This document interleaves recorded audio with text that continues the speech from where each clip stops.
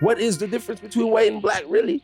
Oh man, that's a whole nother podcast. Listening audience, this is what happened. And I'm gonna talk. I know you said I yap too much, but I'm gonna talk. Okay. Oh my goodness. A man said mango, and the whole room was like, mango? Man, no go nowhere. So it man. I was like, what the? And listen, Jamaicans and the Jamaicans at the table, don't get offended. Okay, I'm gonna say something that's very touchy. What you're trying to say is most Jamaicans are probably flipping gay. That's no. You're trying to say. You go take off the hat. You're like, what are you doing? Okay, if you're butt naked with the fitted, that's crazy. Yo, man, whoever was stealing from this guy, bro, I better not see you. You know what? They don't want to see me. People want a job, but nobody wants to work. Say it again. La La Land. Because I can't imagine that every artist should have a hit throughout the year. It's not going to happen. There's only a few artists through our city that have that potential. The Jiggler, Pusha T. The Jiggler. And rye bread. That's a Canadian breakfast. Check. 1, 2. Check. Maybe a poutine. Because on the side. In Toronto, we don't know what niggas maybe a in poutine on the side, right? We don't know what niggas in none of it are eating. For breakfast, maybe a poutine. I don't know. I'm not eating a poutine for breakfast, but I'm just saying, like. So if you're tuning in to this heated debate, we were asking what a Canadian breakfast was. So he's gonna enlighten us. No, you're right. It's maple syrup. It is. It's part of it. Did I say? Pancakes are part of it. Okay, so I was right then. But not really right. Not really okay, right. so let's since now we got the recording button going on here, let's bring it in. This one here is a different one. So the Canadian breakfast is what the great debate is today. I would say it was a fight. I wouldn't say it was a debate. It started as a debate. Don't even give a fight. Okay, this is what happened. Listening audience, this is what happened. And I'm gonna talk. I know you said I yap too much, but I'm gonna talk. Okay. Oh my goodness. So basically, Zara said, "What is a Canadian breakfast?" I started off with pancakes, and then Dusty immediately said, "Oh, you're from Malvern. You don't have the culture of a downtown nigga." So not even like that. Downtown West End, even. We have like fucking real spots. He said, all you know is Jamaican shit. And then that's where I kind of got a little triggered. I got you. Eh? Got right under your fucking skin early. But like, why early? I had to say it. But why is that the point? Because it was like he asked a flipping redonkulous question. What's a Canadian breakfast? No, because we were talking about going to the UK and they eat breakfast there. We're discussing going to different places and they have different breakfasts. You assumed it was beans and bread. In the UK, he's like, yo, they eat beans and things. I go in a Spanish there could be beans. Yeah, rice and Brazilian cuisine. There's beans, but not Canadian like for breakfast. Yes, there is. In Quebec, maybe. That's when I said an Irish breakfast. It could be an Irish breakfast because a lot of Canadians, when they go to actual like brunch places, it's like an Irish pub. But you go there and you get like an Irish breakfast. A lot of Canadians have beans on the side of their breakfast. Yeah, with pancakes with syrup.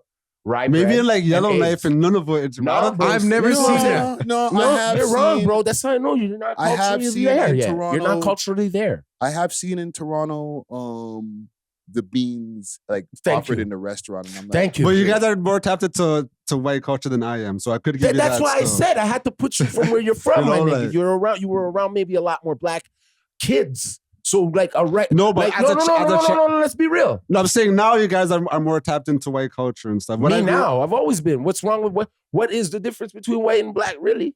Oh man, that's a whole nother podcast. Growing up in Malvern, there's a lot of different cultures. Growing up in Malvern, there's a lot of different cultures, of course, right? So like, I'm not just gonna say there's only like, of course, but now when I'm telling you, you asked me a specific question. As me as a chef, right? I've done a lot of culinary things where I know, like, you have French cuisine, right? And French cuisine sometimes with a breakfast can be, and a lot of French cuisine places it's an Irish breakfast.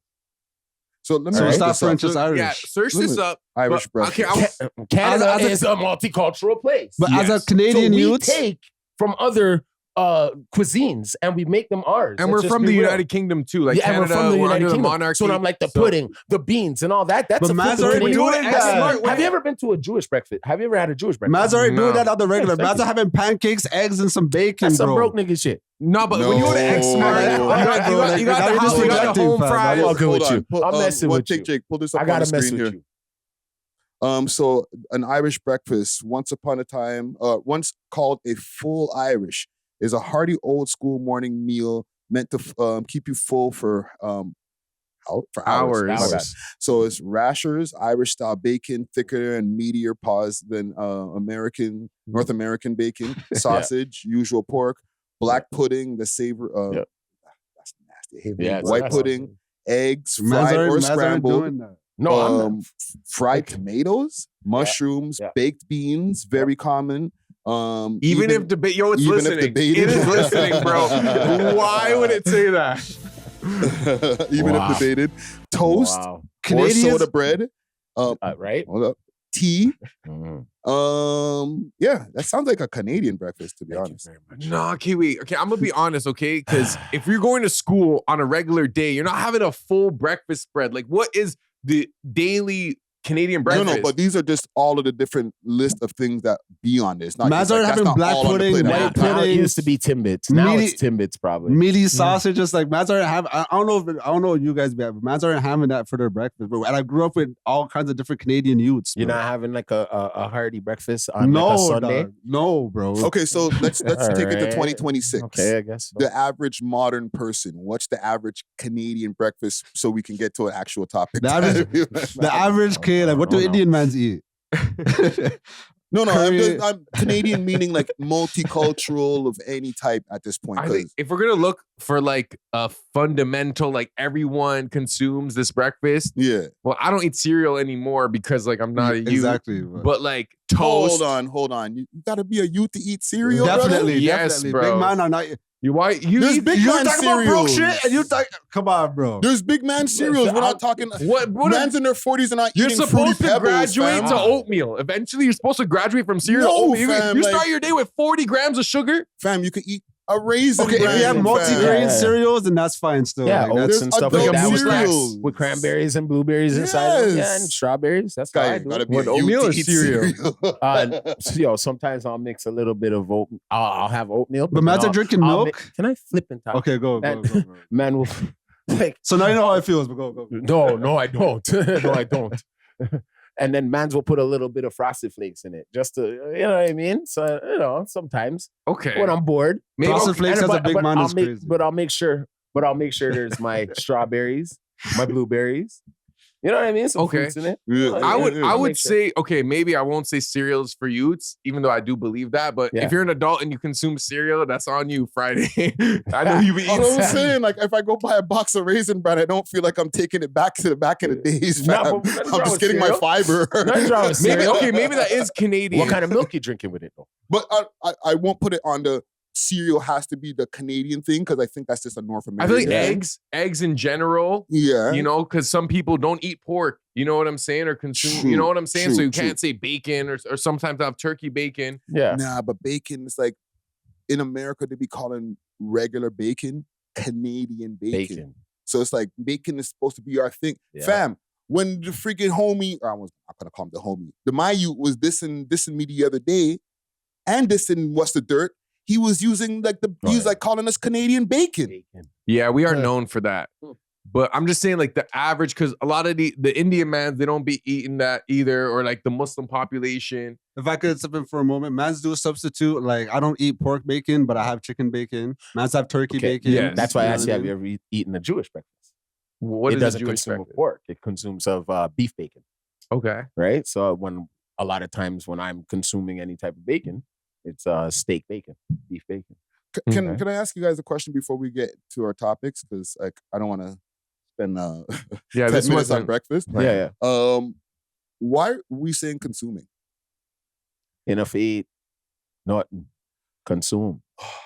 I'm gonna be real. That's something I learned as an adult, and like it's only because I would say eat, and mans would act like I friggin' whip my dick out or something. You know? What are we doing over here, It's a Jamaican thing. It is. Man. You can't even say mango. Mango? A man said, holy smokes, a man said mango. And the whole room was like, mango? Man, no go nowhere. So it, man. I was like, what the fuck? You're not even eat the mango in front of man. I was like, dog. How did man flip mango into man go?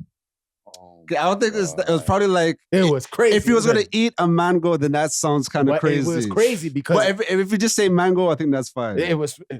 But when the man said mango, the whole room turned and was just like, mango? I was just like, whoa, that's a new one. Yeah, I was like, hey, yo. I was like, chill, mango, bro. Yo, mango. whoa. And then I'm there thinking about it. I'm like, I can't now even eat a mango in front of Jamaican people. Or else they're gonna be like, hey, boy, why you eat the mango? Well, Vybz Kartel has a bar. Pandi banana, you not see no mango. Get it? Mango. And that's how they tingo. Portmore. Yeah. You know? Yeah. So it makes kind of sense when the man was like, yo, say that. This needs to be unpacked, man. What's up? Y'all don't think that and listen, Jamaicans and the Jamaicans at the table, don't get offended. Okay? I'm going to say something that's very touchy. Y'all don't think the overthinking of every word being gay kind of makes some man's gay? No, because words are spells. The words you use create your reality. Yes. Exactly. So if you want to go around chatting fire business, everything, then you turn fire. Yes, but if you turn every word into fire, like mango, then it's like, where's your mind at? Your mind goes so we're not turning the words. Remember, we're using English, which is derived. Shout out to sorry, what take J, but it's derived from like Eurocentric white man. It's a white man language, you know. So a lot of the words are like spells. Exactly. It's kind of like used. It's kind of like how television is programming. Like the words are literal. It's how you guys got us on the ships. So it's how you guys got us on the ship. Despite the words you guys said. One thing.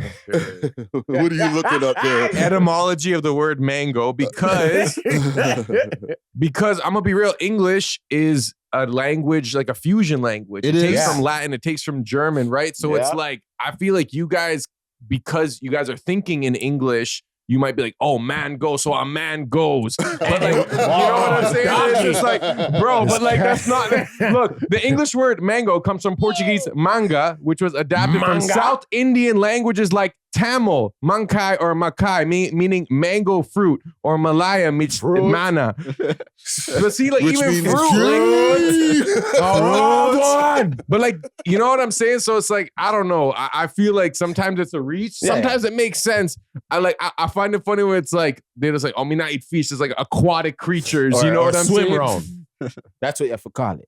What? It's called swim around because you can't say fish. But like, who nicknamed fit like gay dudes fish? Like, I feel like that was probably you guys. It probably wasn't even the white man. Have fish tendencies. So y'all don't think swimming around? Ron, we can't. Okay, like consume.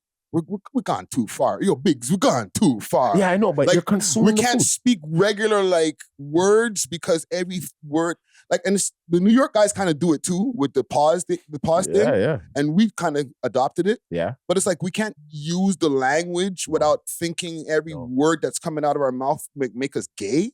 Nah, mans are not eaters though, but mans are consumers. Everything. And eating doesn't make you gay. You're eating up shit. You gotta eat around it.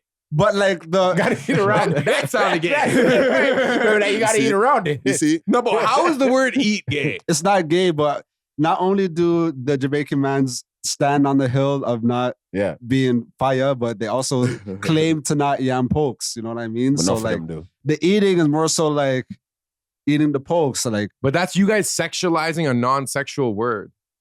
So you know the word eat is not sexual in nature. Like, most Jamaicans are probably flipping gay. That's not what I'm saying. No. You trying to say that? Longer X-Files. All right, because if that's what you guys are trying to say, it'd be a flipping terrorist threat going on over here. But there are gay Jamaicans. Very much so. They're the biggest.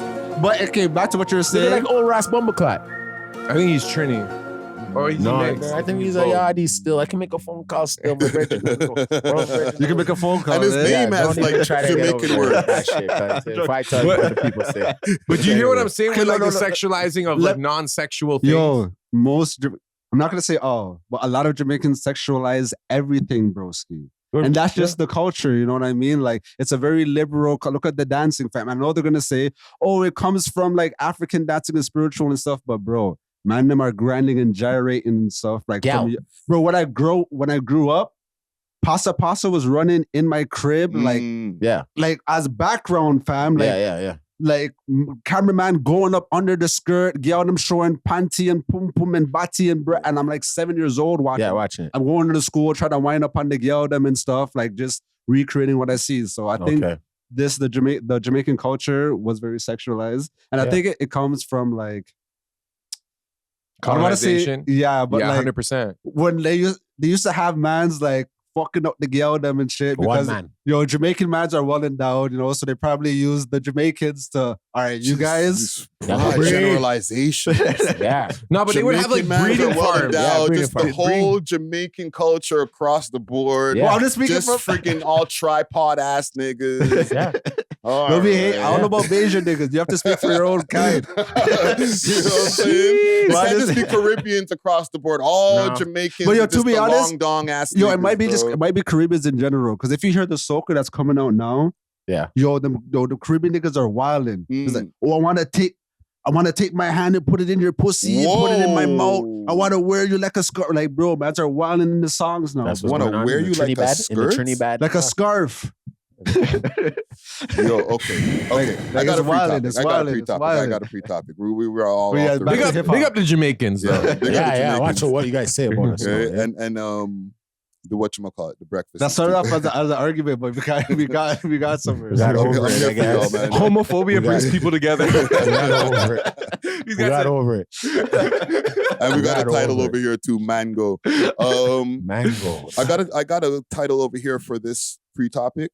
Man gets his head knocked off. Man gets? Yeah. No, I'm joking. I know I gotta watch it. Right? So I'm gonna show you all over here on the screen. One take, Jake, if you could assist me here. Head. This is courtesy of Room. It's too. I'm gonna take off my hat for this one. It's toupee. Punching his head off the hair off of his head. Oof. That's crazy. Another shot from this side. Come on, Gerald Miller. They're about to his team. That's his whole team. The whole team didn't even look like him. He punching his head off the hair off of his head. Okay. I took off my hat for this for the bald population, bro. There's no shame, bro. That's what happens when you have shame. This is what bald, happens, bro. This is what I want to ask. Like, fam, is it worth putting on the friggin' toupee and all kind of fuckery to get your hair knocked off? Not even your head knocked off, fam. Just hug the baldness. Right? Czar took off his hat. He's hugging the baldness. But I put my hat back on still. But yes. I don't have any questions, bro. It's just like, when do we know when to let go? I could speak from personal experience, but everyone's journey is different. And I think, if you don't want to be bald, you might as well go all out and get the surgery. At least no one can knock that off your head. You know what I'm saying? Yeah. But the surgeries don't always work. Like, I have a cousin who did 3 surgeries and he's going bald again. It's what he's eating. It's like nutrients, it's vitamins. Sometimes it is genetics. It's genetics and what he's eating. And in terms of like when you know when to let go, bro, if you have to think about wearing a toupee, or if it's like, you have to put on the spray. When you start doing things that are just going out of your way to make your hair look normal, not even to look good, but to look normal, then I think it's time to... It's the end of the road. Just come on home. You know what I'm saying? He was nervous already, so he's probably sweating under it. That's the thing, fam. Like, he's a boxer. You have money to a degree, no? I'm not gonna assume all boxers have money, but they really don't. You don't have enough money to get even like the proper gluas to keep that shit down. And my dude, why would you want a piece of hair on your head when you're boxing? You'd want Vaseline up there so it could slide off. Yeah. He's an idiot. He came in there for like a fashion show. He should have shaved the sides off and prepared and just went in full bald for the match. Yeah, or left the sides and went with the bald no, because he doesn't want to show that he's got the George Jefferson. Got the George Jefferson. A lot of rich dudes rock that. They don't care. It's almost like, and I think the reason why, because some girls like the bald look. A lot of girls do, bro. They don't. They do. No, some shorties do. Still. They do. They don't mind. And listen, I'm just assuming they don't mind the full bald. Full bald. That's what I'm saying. That's what I'm saying. But if you got like the hair on the sides and like the ball down the middle, you have to have money, fam. Yeah, no, you wildin' with that. And wearing a toupee in 2026 is insane. Crazy. I think he's the only nigga left still buying toupees. The turkey trip exists. No, but you know what's so crazy? I don't know if it's because it's 2026 or my algorithm is just like showing me this information, but I feel like a lot of dudes are skipping the turkey surgery now and embracing the baldness, and then they'll compare themselves to like the great bald dudes of like all time, like Michael Jordan and all, and they're like, yo, we're bringing it back because there's something that women like about guys who just embrace it, and because when you wear a toupee, you're pretty much saying you're insecure. You're like, I don't like that I'm balding, so I'm gonna find a Band-Aid solution where it's like, yo, I'm bald, unapologetic. Yo, there's a lot of successful bald dudes out there, you know? Like Dirk. Dirk just went bald. Dirk Nowitzki? No, Little Dirk. Oh, Lil Dirk. What? He did? He cut off his dreads, no? Fully bald? I swear I seen him with a picture. They just showed his mugshot recently. No way. With him bald. He took the chance, cut it off. We got some. And he looked like he getting some grays and balding a little bit too.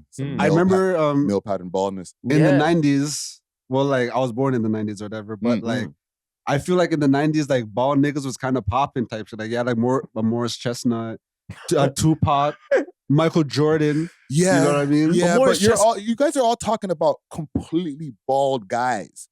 Like George Costanza also existed in the 90s from Seinfeld, and he had the things on the side. But you know why that is, right? Because I'm assuming Costanza was Jewish, his character. So he'll bring his yarmulke over that, right? They wear yarmulkes. Plus, in Levitical law, you're not supposed to shave the size of your heads. Yeah. You know what I'm saying? Curls, right? Yeah, and they say there's even a passage in the law that says like even if you're bald in the middle, like you're still clean, but don't shave the sides. Don't go fully bald because that was a pagan practice. They would do it whenever someone would die. They would shave off their head fully. It was almost a ritual. You're a smart nigga. Yeah, come on. But you know, I didn't know that shit. Where the Rastafarian comes in, right? It's kind of like similar to the Jewish. Yeah, and Samson, Samson grew out his hair. He never cut his hair. So yeah, that is rooted in Jewish law. So a lot of these like rich Jewish dudes, you'll see like even when they're bald in the middle, they'll keep the things on the side. But you also just said the operative word. Rich. Even the broke ones, even the broke ones. I mean, unless they're like rebelling against, you gotta weave Judaism. in with a like religious Jewish chick at this point. Like if you have to hug the hair on the side, fam. Because I'm just saying, gal them don't go for guys who have the bald in the middle and the hair on the side. It's you completely bald or none, bro. Wait, but like, how old is this guy? I feel like if you're 50 and you have that going, then like it works. With the George Costanza in Seinfeld, he was supposed to be, I guess, in his early 40s, late 30s type shit. You know what I'm saying? So, early 40s it could work. Late 30s is kind of crazy. So. Well, I don't know. There are some dudes, even in Turkey, when they get haircuts, they'll just cut the sides. Like, they'll make it fresh, but like they'll trim it, but they don't go fully bald, even though the middle is bald. And like every time they get a haircut, it'll be like fresh sides. That must look crazy. It looks crazy, but I feel like it's the fact that they're unapologetic and they're like, I know this looks ugly and like I'm rich or whatever. Yeah. Then it's like you can pull anyone if you're rich. You use the word rich. I don't. Just the homie who works at the call center and his hair is balding. He can't afford to go to friggin' Turkey or whatever, bro. You gotta shave it all, bro. Because gal them are just gonna, it's like a girl repellent, fam. Facts. Or you just gotta like go to sleep and walk around every day with a hat on. You can never take that hat off. And there are men who do it. They'll even braid the sides or like they'll have a fro. But fam, and then just in the middle cover it. What about when you finally get to the do? Like, you know what I'm saying? You're gonna smash with your hat on, fam? Yeah. I've done that before. Yeah. That's crazy. Yeah. Smashing with the fitted on, bro? Yeah, bro. Yeah. You don't have to be fully naked to smash a girl, bro. Yeah. My hat get all turned to the side, dog. Put it backwards and shit. Bro, I can see if you're trying to like swag it out and shit like that, but not like just if to hide the baldness, fam. You in a restaurant washroom with a shorty. I don't gotta take. No, that's different. You talk about you bring it back to the crib in the bedroom. You get butt naked. You're both butt naked. She goes to take off the hat. You're like, what are you doing? Okay, if you're butt naked with the fitted, that's crazy. You're smashing. Yeah, right. But sometimes if you're in public or like it's like a quickie or whatever, you have your hoodie on, you have your whole fit, and you're just dealing with it quick. Like I don't have to take off my hat, But I mean, you might not be able to get away with this, but at least for the brothers, at least When she takes off the hat, do-rag. Do-rag. The do-rag. Gotcha, bitch. Yeah. But I'll pull that shit off too. Working on the waves. You thought she was going to see what's under here. Right. Then she takes off the Dewey and then there's another Dewey under there. There's a wave cap. Gotcha. Trust me. Damn, that's like y'all's yarmulke or whatever. No facts. Right? And for the people who don't know what a Dewey is, the do-rag. All right. Do-rag. Okay, let's get to it, man. We've gotten into enough unimportant shit. Let's get to some important shit here. That was a funny discussion.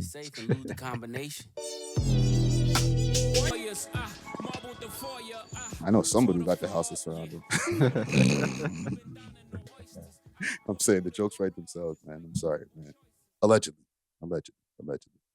Let's get to it, man. We are Box, the world's most smoked out podcast. We love hip hop. I'm your host of the most Toast Friday, Ricky Dread, aka Non-Federal Rick, aka 100 Blunts to the Head, aka bunch of AKAs. We back over here. We Love Hip Hop Studios, episode 654. I said 653 before, but it's 654. We got back in the building, the Turkish Thrill. You might see him behind the DJ booth spinning whatever you like. Yeah.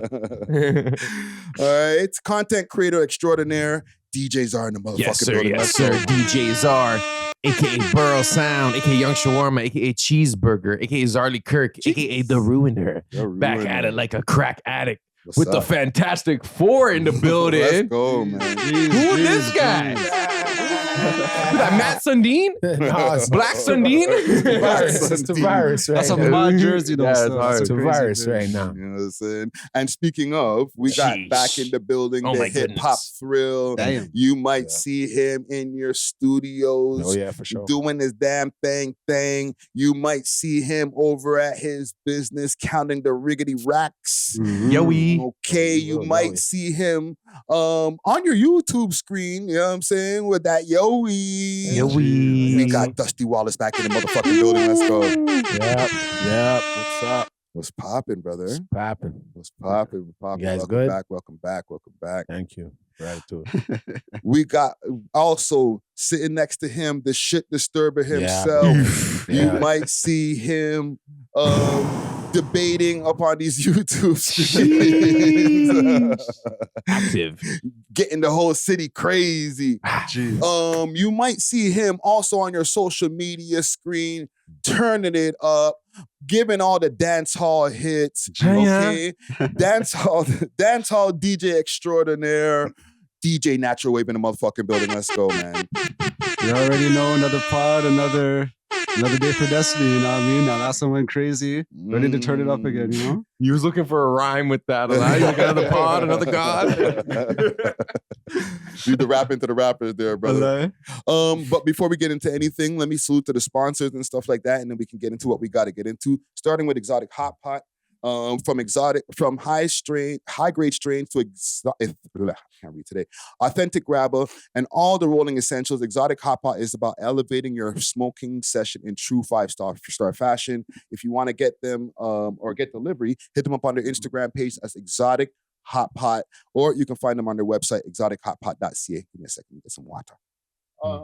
Also, I want to give a big salute to AI Daily, AIDailyNews.ca. Okay. The website that gives you AI-generated news across 1,000+ topics, 96 global cities, and daily features, plus the VIP for subscribers, AI-generated images, tarot card reading, natal charts, investment tips, bet prediction, and Drill Wars, a text and image-based life simulator based on this Toronto drill scene. Okay, one VIP subscription unlocks it all. During the We Love Hip Hop promotion, you get the VIP subscribers. VIP subscribers receive a $250 USD wallet credits. All right, so hit them up on the website. That's www.ainewsdaily.ca. Also, I want to give a big salute to Road Ready Detailing. That's over there at 750 Oakdale Road, Unit 66. If you want to get your cars detailed, if you want to get your cars wrapped, ceramics, tints, anything you need, you got to hit them up. They're over there at, once again, 750 Oakdale Road, Unit 66. Their Instagram page is Toronto Road Ready Detailing. If you go in there and you see the boy Dusty Wallace, let them know the We Love Hip Hop boy sent you, and they'll give you a big discount, you know what I mean? Last but not least, Kensington Market Dispensary, located at 25 Kensington Avenue, exclusive location for dispensaries, Flavor Kings, Kong Grabber Shakers, $5 grams, and real gas, and amazing wholesale prices. Pen Shatter, Hash, Loud Lead, and edibles, whatever you need, they have it. Hit them up on their Instagram page. That's Kensington_Market Dispensary, or you can find them on Snapchat, Kensington Market Dispo. Gentlemen, how y'all been? We are getting into the beginning of the week. How's the weekend been? Well, I just want to say happy Black History Month to you three. Happy Black and History even to Month. One Take Jake and myself. You know, but Shortest especially month. you three. Yeah. Just want to start off by saying that. I wish us a happy Black History. You know what I'm saying? No, thank I brought you, bro. snacks. Potatoes and raisins in it. Besides that, So every other month of the year, should we just big up you guys? no. One Take Jake over there, like, yeah. I'm But playing. No, I don't want to make it weird. I appreciate that. nah, I didn't know what Thanks, else to but, say. I was like, is no one gonna mention it as Black History Month? I'm with like 3 black dudes right now. No one said anything. No, low key, bro. I was thinking about it. Like, we gotta make sure to highlight Black History Month this month because I did a shit job last year, bro. That's why I'm here, guys. No, I'm Not joking. one Harriet Tubman story. Not one. Not Nothing. on one. Nothing, bro. No Instagram tributes. Just fuckery, bro. I'm But lost. do something along the lines of Canadian music. There's a very famous singer. I forgot his first name, but he's a Downey. You better watch it. There's a Downey from Nova Scotia. Do some research on an R&B singer. I'll actually send it to you. Okay. Do some research on this R&B singer from Nova Scotia. He's a Downey, but he's actually huge. Pause. And that'll be a good start off to your Black history. Yo, speaking of Canadian Black history, I remember there's do you guys know about Herb Carnegie? No. Okay, he's one of the, I think like the first Canadian black hockey player or whatever. Okay. Yeah. I remember learning about him in school or whatever. Okay. And like since you brought that up, I just figured, you know. I've also sent you the Black Hockey League. Mm. That was I'll find it again and resend it to you. Yeah. Yo, we need to bring back black only leagues. I feel like they'd be way better. Black Hockey League would be better. Even the baseball league was better. The basketball Negro league. I Yeah, love the bro. I have Like, a lot of Negro League. if you guys jerseys. did that, bro, it might be a wrap for everyone else. It's kind of already happening. It's called the NBA. No, the Yes, opposite basketball- is in there. Basketball Association. But yo, speaking of Scotians, you asked how my week was. Yeah. I did a Bars from the Borough with T. Grams, which was sick. Yeah, you know, he's I a want, Scotian. yeah, and he killed it, bro. I want to bring that back. I'm gonna have some more rappers doing that, and it's kind of like it's a mix between like 5 Fingers of Death and like Charlie Sloth, but it's like short form. Okay. Shout out T. Grams, bro. It's Shout out like T. Grams. honestly I'm pulling it one up. of the best rappers I know Yeah. in terms of like pure skill, bars, delivery, everything. And besides that, man, just been editing at the Strippy. You know what I'm saying? Trying to get that page popping. Follow Ballerinas on Bloor. Yeah. I like it. Yeah. I like You've it. been seeing I it. followed it. Yeah. One take, Jake. Can you pull up the screen over here and let's play some bars. Big salute to T. Grams. Is DJ Czar Burrow sound bars from the Sorry, borough? listening. See, we viewing got T audience. Grams in the building. Let's Can't play go. this song. Hey yo, my style is something that you can't learn overnight. I'll try. Swift as Peter Parker, but I'm sharper than a cobra bite. I'm cold as ice and I'm fresh out the freezer box. Not the one with frozen food, I'm talking about keys and locks. No matter if I'm free or not, I keep an L high. Pounds on the street, a couple ounces on the cell block. When my shells pop, niggas better duck and hide. I put your block on curfew, everybody stuck Let's go. inside. I'm fucking flies like I'm floating with an eagle fly. Large guap, I keep hard rock like the Beatles got. I need a knot, so I gamble where the dice be. Fiends in love with my cocoa like my name was Ice-T. And dikes be on my dick like they turn back. While you give them kites like a fiend stone that burns black. Burn stacks like a part in dead presidents. T Grams the street pharmacist, I got the medicine. I'm like a chef with the crack, the way I dish it out. My name like my dick, cause it stays in your bitch's mouth. Sticking out while you weird niggas fitting in. Eyes low off the hydro like I missed the chin. I hit the gym and I ain't talking about a fitness club. Talking about the weight I break down in the Knicks and Dubs. I'm pitching drugs like I'm playing in the major leagues. And girls drain my balls like fruits that I made them squeeze. Player, please, you ain't pitching on my level. Still going. Jewels two-tone and they feel with clear and yellow Let's go. suits. The metal We've been doing it from like back in the day, man. Fuck around and Niggas, get man. hit like a YouTube video. I'm in the city, bro, moving like I own the dock. Cause I don't fuck with none of you niggas like my phone is hot. I roam the block cause the cannon on my waist pop and serve junkies cookie like I'm working at. Okay, enough. Yeah. That was Making hard. us want to rap again, huh? No. Yo, if you a rapper and you can't do that or compete with that, it's over, bro. That's the essence right there, bro. 32 bars, actual wordplay, actual metaphors, actual references, delivery. Ricky. They're not new. What do you mean? Yeah. Well, I wanted to say something, but I'm not going to say nothing. I'm going to just leave it I've at heard that. some of those bars Even before. just the performance element The of it. I'm performance, not saying it was off not the easy top to do. or like he just wrote it that day. You know what I'm saying? And it is a freestyle. So like I'm gonna bring some shit from here, some shit from Yeah, here, you're supposed to. whatever. But I did hear some of those bars before, like in other places. Like I'm not saying he gave you a recycled, but I have heard some of those bars. But I prefaced it, nitpicky Ricky. I'm nitpicking. But the fact that you remember some of those bars, and it's like, you know, T. Gramz, he's a guy, and he's still those a are guy. classics. You know what I'm saying? It's like a comedian giving you like the classic punchlines. You know what I'm saying?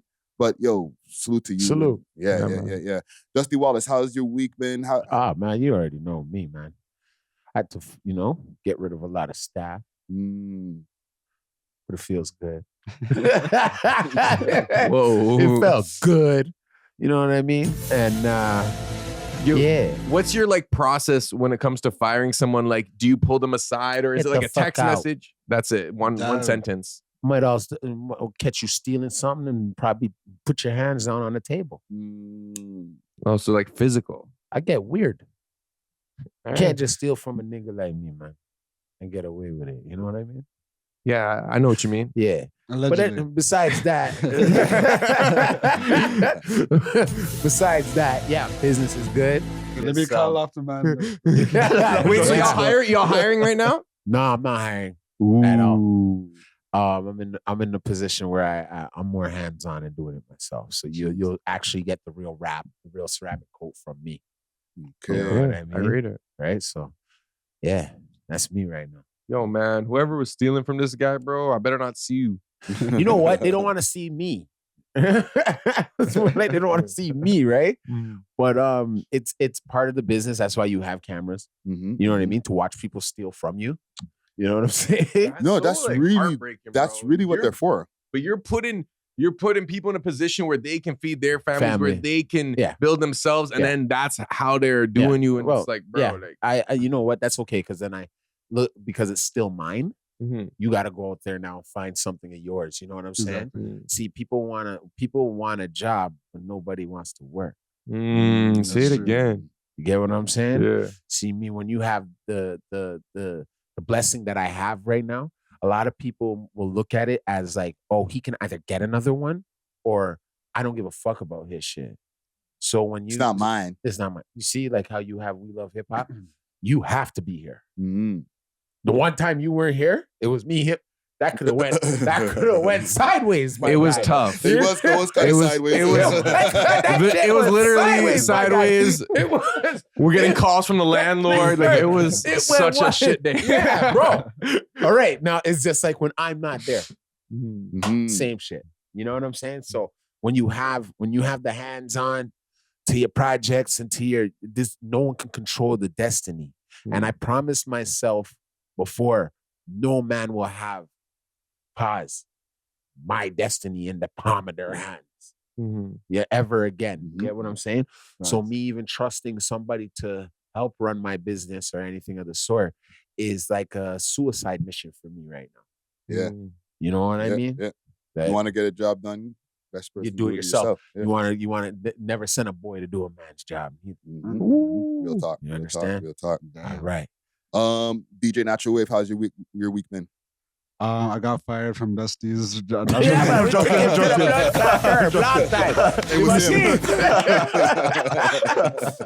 Messed up 2 tits. Couldn't wash the car. They told me he was quitting. I fired his ass. I fired his ass. But my week was chill, just Yeah. worked. Yeah, just I did a lot of potting in the comments. You know what I mean? I had a lot of time on my hands. You know, Yeah, I've like gotten calls about 5 other episodes. no facts, bro. I had to take a break, so I had to put my phone down. Yo, So. real talk. I would even call Natural and discuss the comments and the podcast. Yo, that was an impactful pod. Facts. You seen it with Lucas? You said He that. done a You lot gotta- of you interviews. Go tap in then, bro. Go tap in. Presses the fucking. Bro, sorry, put me on to an interview. The man got 25 views in 19 hours. Okay. How am I But gonna we boosted the. It has more now. It has Okay, more. you said Sam. Shout out to No, Sam. listen. You guys want to talk about that now? I was gonna say. Okay, let me just finish my thing. I'll let you. Let me just. Okay. I was with Lucas the next day, guys. Really? Yeah. I had a I wonder studio what he- session the next day. Me and Lucas. Yeah. Okay. No, I know. salute to Lucas. It was a Salute to Lucas. polarizing pod. You're in trouble. Yes, it did. You're in trouble. No. It did set off a lot of conversations in the comments and stuff like that. Lucas. I think Lucas is mad at you. Why? Because we smoked him You guys smoked him on the pod, like on the pod. intellectually. Yeah, he gonna beat you guys up next time he sees you. Nah, I'm playing with nah. you. I'm playing with you. I'm playing with you. Definitely. He loved it. He told me he loved it. Yeah. He was collabing with all the subs, so I He Yeah. told me he loved it. I seen him next day. We had a little laugh about it. He said, "You're a character." You know what I mean? And that was it. He was hoping to see me, obviously, but I wasn't. I had to do some stuff. But I seen him the next day, and he told me you guys are doing good. You guys Yeah, are good. man. It was a good debate. I think it was healthy. I agree. You know what I'm saying? For like to get those different opposing sides, especially like our Toronto scene. The point of contention, just for the people who might have missed the debate, is the Toronto scene dead? I think he came in to defend like, nah. But a lot of people were saying in the comments, as a manager, it's kind of in your best interest to say it's flourishing. Like you're Of gonna say my course. business is dying. Yeah, it's kind of like you're telling a burger shop owner that no one's buying burgers anymore. You know, it's like Yeah. obviously he's gonna be like, no, my burger shop is booming. Yeah. But shout out to him for even pulling up. What were we gonna Yeah, say? because based of what I got from the comments, like a lot of people agreed with us, but there was the opposing side of people who like, I think it just depends on your perspective and what you consider to be dead. Yeah. Because people, like certain people think dead is like, okay, nothing at all is going on. Like it's a complete graveyard, which like no pun, obviously. You know what I Yeah. mean? But like, I don't think obviously it's a complete graveyard. I think there are people that are flourishing, but to our point, much it so. could be better, you know? And I think a lot of people misconstrued that we might feel that there's not no talent out here.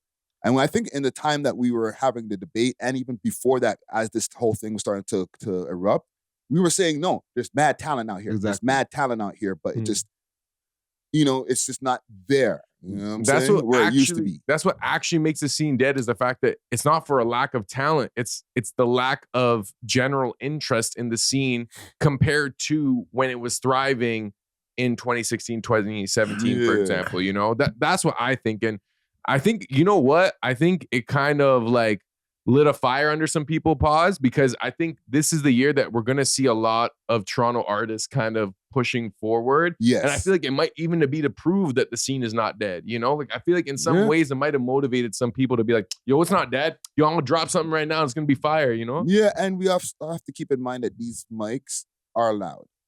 So when we do have these conversations, even though sometimes we might not see 100,000 views on the YouTube count, it's traveling to way more than the, let's say, 3,000 people that might have watched it on YouTube. Yeah, just remember if you see a clip with 500 views, one of those views is probably Drake. You know what too. I'm saying? Like it's the people who are listening. It might not be Yeah. a mass volume of people, but it's the importance of certain people that you might not Yes. even know is watching for real, but they're watching. Yeah, so we might be shaping opinion in some ways. Sometimes people might be feeling, and to be true. Quick, fast before we get to our topics, Dusty, what's your thoughts? Because you haven't really been here for that conversation. Do you think that the Toronto scene is dead or Nah, it's right. dying? I want to give a quick minute to give a shout out to Exotic Hot Pots, Canada's loudest brand. From high-grade strains to authentic grabber and all the rolling essentials, Exotic Hot Pots is about elevating your smoking session in true 5-star fashion. If you want delivery, make sure to hit them up on their Instagram page, Exotic Hot Pot, and let them know that the We Love Hip Hop crew sent you. Big salute to the sponsors. Cheer! Nope, it's right where it's supposed to be. Tell us why. Because you can only have few. You can't bring everybody, so you can only have a few artists that really go to a top level. For instance, like Casper, I know for sure he's gonna signed a 7-figure deal, right? He's one of the guys he's out of space with it right now.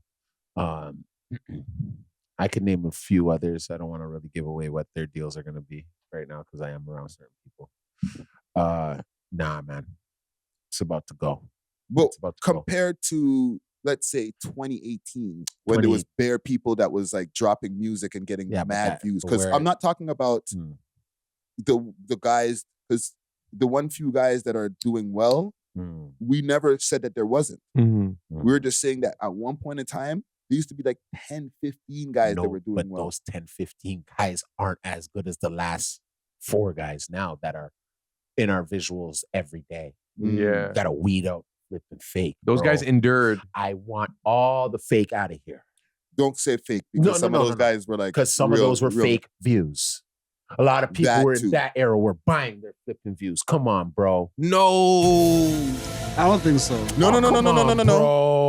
And back in the 2017 times, not everybody's views were organic. Okay, that's true, but like, man, so what else are we gonna say now? How about the cultural impact of hearing their music outside? Cultural impact, that's nothing. That was just in our little perimeter when you hearing those guys, bruh.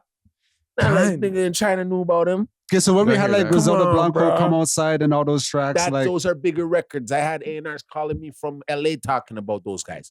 That because they pushed the one record. But I feel like that was all in a span of a year. They pushed the one record. So when you push a record throughout the year, you cause more of attention than 2 weeks. You didn't see no views and you give up. But I feel like them times, okay, within the span of like a year, you would have like a Come Outside, you would have a Griselda Blanco, and then you would have like a whole heap of tunes. And then like 2025, you only had 2 tracks. What La La Land are we in? Because I can't imagine that every artist should have a hit throughout the year. It's not going to happen. There's only a few artists through our city that have that potential. And the rest of them are hit or goddamn missing. You know it. So there's only a few artists in the city that have the potential to have a hit? Right now, yes. And I think that's kind of that's how it's meant to be. Even when you look at the American billboards, it's only a few damn artists in rap that have the hits. Like, but even locally city. And then, pardon me? Like per city, because we're talking about like underground. But then you got the city.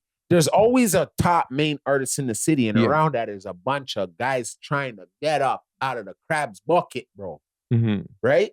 So now, who goes? The guy that keeps climbing, right? Yeah. So now he might hook up with the guy that has the hit.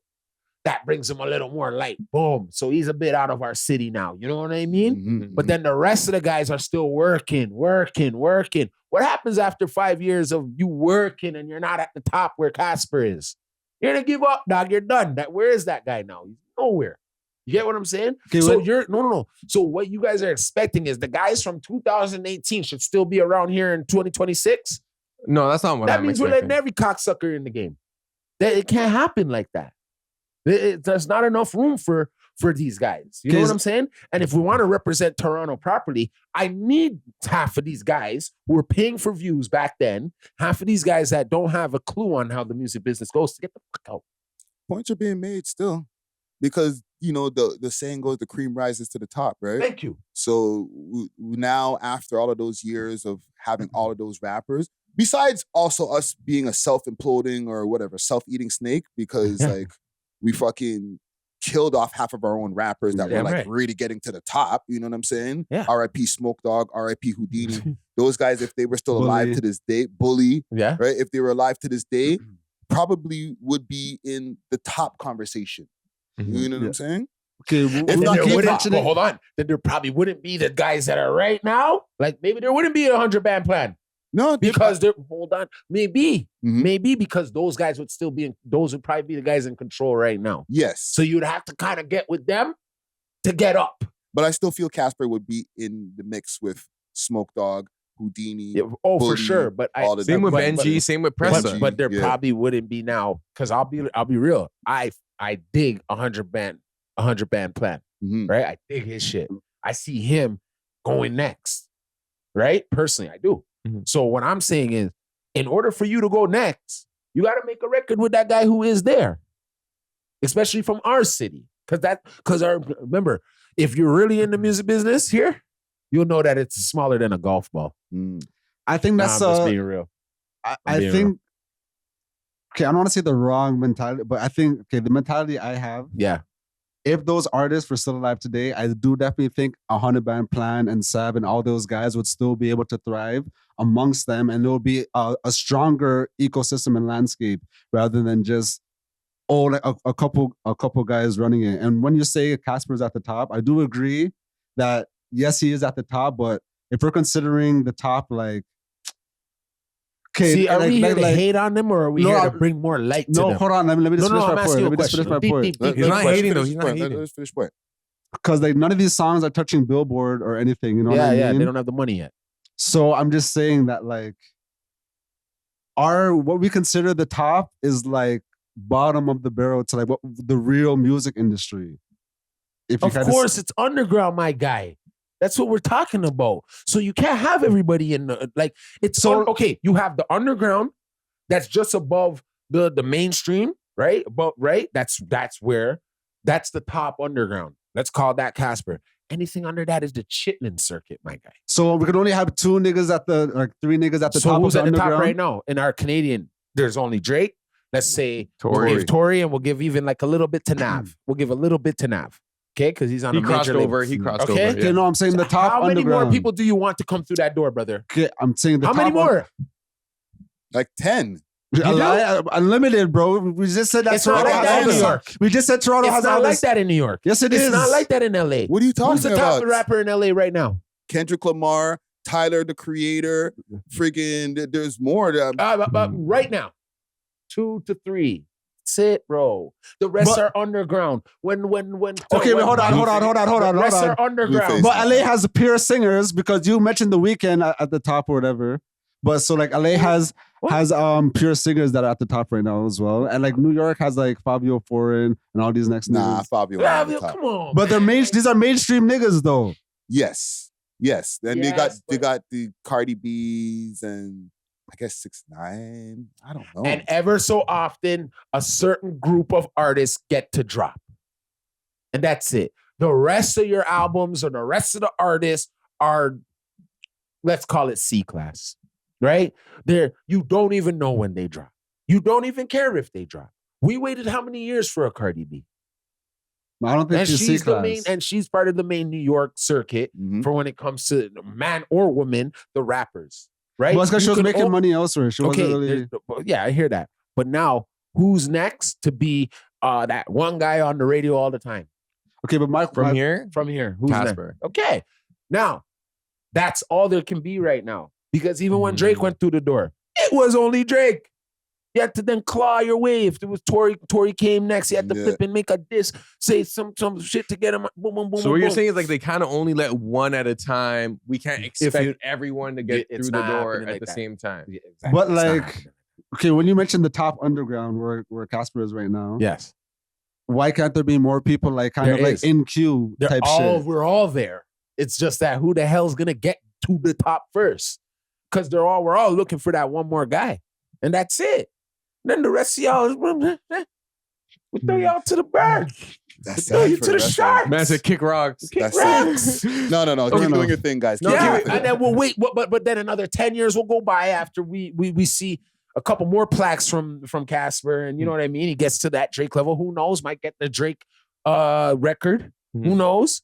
And then there you go. There's another push. Now he's on Billboard. Now that's what I want. That's what I'm looking at. That's how I see it. And that's the only way it's running. But my concern more, it wasn't even about the views. It was that as a DJ, whenever I DJ at other places, not just like places where it's like the urban community, like at Warehouse and stuff, you were getting multiple requests for a wide array of Toronto rappers. Like it wasn't just a couple. You know what I'm saying? It wasn't just Casper and Sav. Like you would hear like Killy, you'd hear Smoke Dog, you'd hear Moji, you'd hear Pressa, and like I was getting requested these songs, right? And it wasn't just by like hoodmans, it was like white girls, it was like Indian dudes, you know what I'm saying? So from that to where it is today, where if you are getting a Toronto song request, it's probably for Sav or Casper, maybe some older Toronto tunes.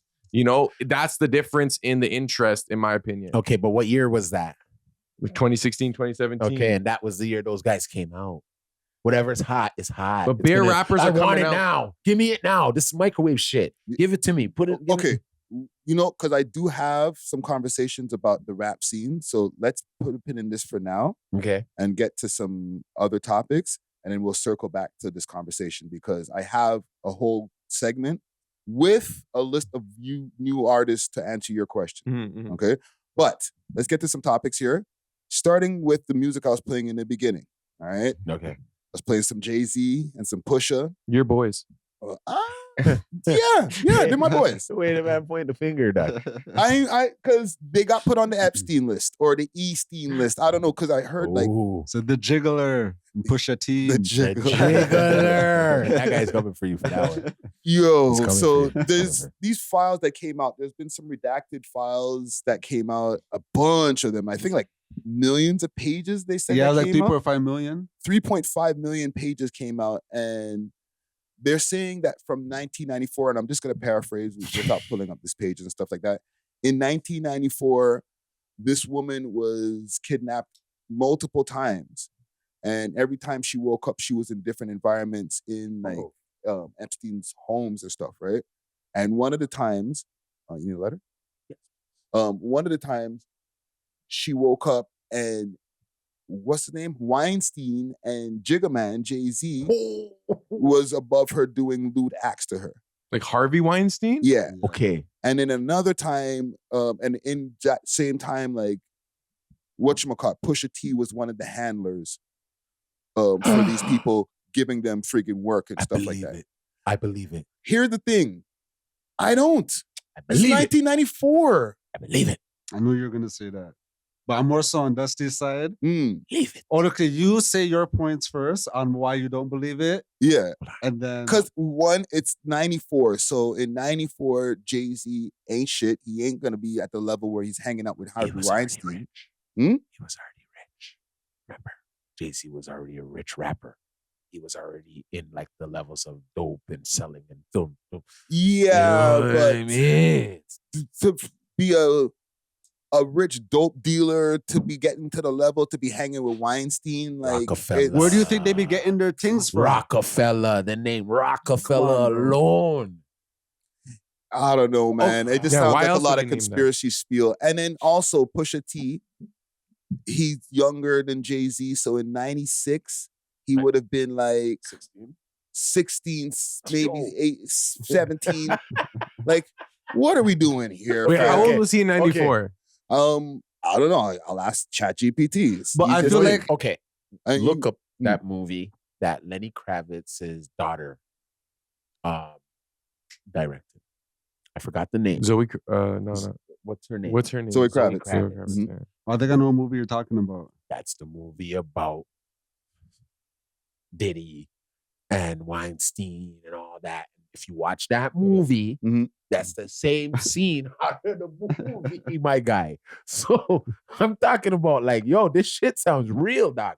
It sounds cool. Like, it sounds nice and like salacious for the thing. And we got to throw a lot of allegedlys on that because you know what? Yeah, definitely. Yeah. I'm gonna be real.